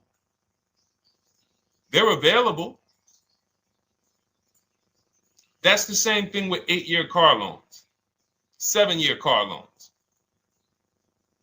And when we look at, so we have something called the rule of 72, which is 6 years, and the 10th birthday. What this says is you should never take a loan longer than 6 years, 72 months, and you should have the car paid off by the 10th birthday. Now, why? Because when I was in Mercedes, people who would come out is two people who hate, this is actually the same person. They hate Mercedes. They hate BMW. Why? Because they had an older one, no warranty, and they could not afford the maintenance and the repairs on top of the money they were paying for it. They hate it. You ever hear people say, oh, never buy that, man. I had one of those. It was a money pit. It was a money pit because you bought one that you wanted to shoehorn your way into the car. You couldn't afford the one that had the warranty, 3 years, 4 years old, buy an extended warranty, keep it 8, 9, 10 years, pay the car off in 5 or 6, and then you have, a couple years with no payment. You still have money to the side for your maintenance and your repairs when things go wrong. No, you bought one right from the start with no warranty because you wanted to be in a Mercedes. And they come out crying. You could just see it welling up in their eyes. We know, we've seen it too many times. That's a brand that people without any affordability index, they're going to buy cars that they cannot afford because they can afford the payment. And the saying is, if you can't afford to maintain it and repair it, you can't afford the car. So we never want a car that has a loan on it past the 10th birthday. That's an affordability gauge. That means I'm looking at a 6-year-old car. Car is 6 years old. 4-year loan. The amount of the number of years on the car, and this is in my book. Nothing I'm telling y'all is me coming off the top of my head or off the fly. I'm teaching you out of my book. That's what these shows are. I'm literally, when you are reading the book, I remember Deshone talking about this on the stream. Oh, I remember Deshone said this on the show. Everything I'm teaching you on the show is my book. So you can understand. I'm not winging any of this stuff. But when you look at the rule of 72 on the 10th birthday, it says the age of the car and the number of years on the loan should not go past 10. So if you're looking at a 5-year-old car, that already says my budget can only afford 5 years old. Like I can't get 4 years, 3 years old, which means I need a 5-year loan. If I'm looking at a 4-year-old car, I could do a 10-year loan. I mean a 6-year loan, because that's under 10. If I'm looking at a 3-year-old car, I can do a 6-year loan. 2-year-old car, 6-year loan. But if I'm looking at a 7-year-old car, 3-year loan. And what you're going to see is, wow, when I use that, Deshone, I see there's certain cars I can't afford. Correct. Correct. Because you can't afford the car to begin with if you need to get a 6-year loan on a 7-year-old car. Does that make sense? Type $ if that makes sense. Type a $ if you're getting this. Type a $ and let me know you're getting this. Never heard of a 40-year mortgage. Exactly, Artelis on Instagram. I didn't hear about it until I started teaching this.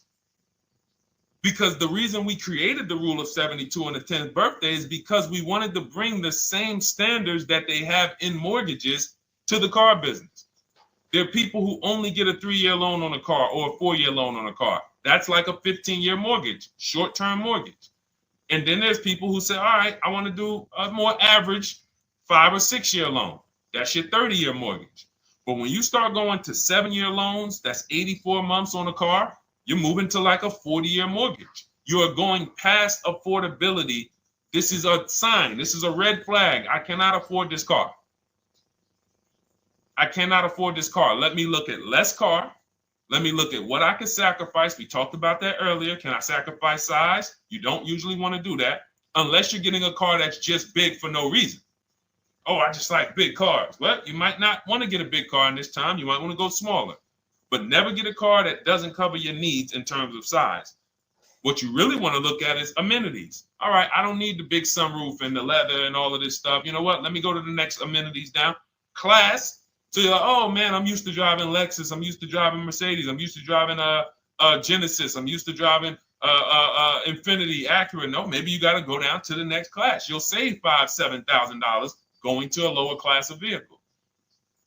These are the things that you want to be looking at. This is how you want to approach. This is how you don't. This is how we win. This is how you understand your car transactions versus just like, all right, time to get a car. Can you just do this for me, Mr. Person who I know is going to make money on me, and it's your job to make money and they're going to fire you if you don't make money on me? Could you just get me the best deal possible? No. EJ, thank you. Ray, getting value out of it. I see you. Awesome. Deshone, how much should we try to negotiate out the door? That's a bidding process. See, that's a feeling for, we don't worry about that. I'm going to tell you why. Some deals, their best deal is going to be $10,000 off. Some cars, the best deal is going to be $5,000 off. Give you an example. In some deals, the best deal is going to be, you're not ready for this, almost $30,000 off. Now, let me show you each one. So when you look at, where's Tiffany? So Tiffany, no, that's Chris. Hold on. That's Kanika. Oh, wait a minute. All right, let's go to the. So the question you're asking reflects normal negotiation, which is we're feeling for the bottom. We don't really know where the bottom is. We're feeling for the bottom. And you're feeling for the bottom, it's a losing strategy because you don't know how deep, you don't know how low the bottom is. When you feel like in your gut, okay, I think this feels like the bottom, you take the deal. Losing strategy. Because the bottom is different for everyone. So you look at somebody like Sean. Sean gets 15, he bought an F-150 Lightning.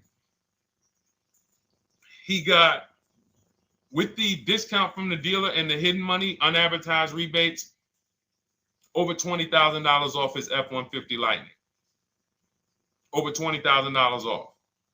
Now, you look at somebody who, let's see if we can find Kimberly. Kimberly, when she got her Maserati, I love just keeping Kimberly up because she's like, you know, she got over $20,000 off her brand new Maserati when she got it, even though it was last year. But I want to look for a smaller deal. So I think I might have took Tiffany's down. Hold on. Because Tiffany got a Mazda. Hold on. I used the strategy in your book. Hold on. Tiffany got a Mazda, and when she got her bids, her best offer was $6,300 off. That was the best offer on that car. But she had other offers that were $3,000 off, $2,000 off, sticker price, over sticker. That was $63,000 off, $6,300 off. Then you look at somebody like Milligan. Milligan got the biggest discount I've ever seen in my life.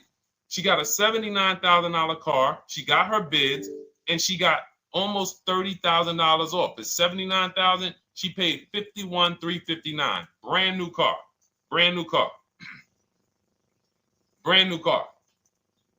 So do you see that if we're trying to feel for the bottom, let's say you think, all right, $3,000 off. I guess that's a good deal. You're getting beheaded. So we cannot feel for the bottom. That is buyer's remorse prone. That is how we have buyer's remorse. The only thing we do is we sit at home, we get bids.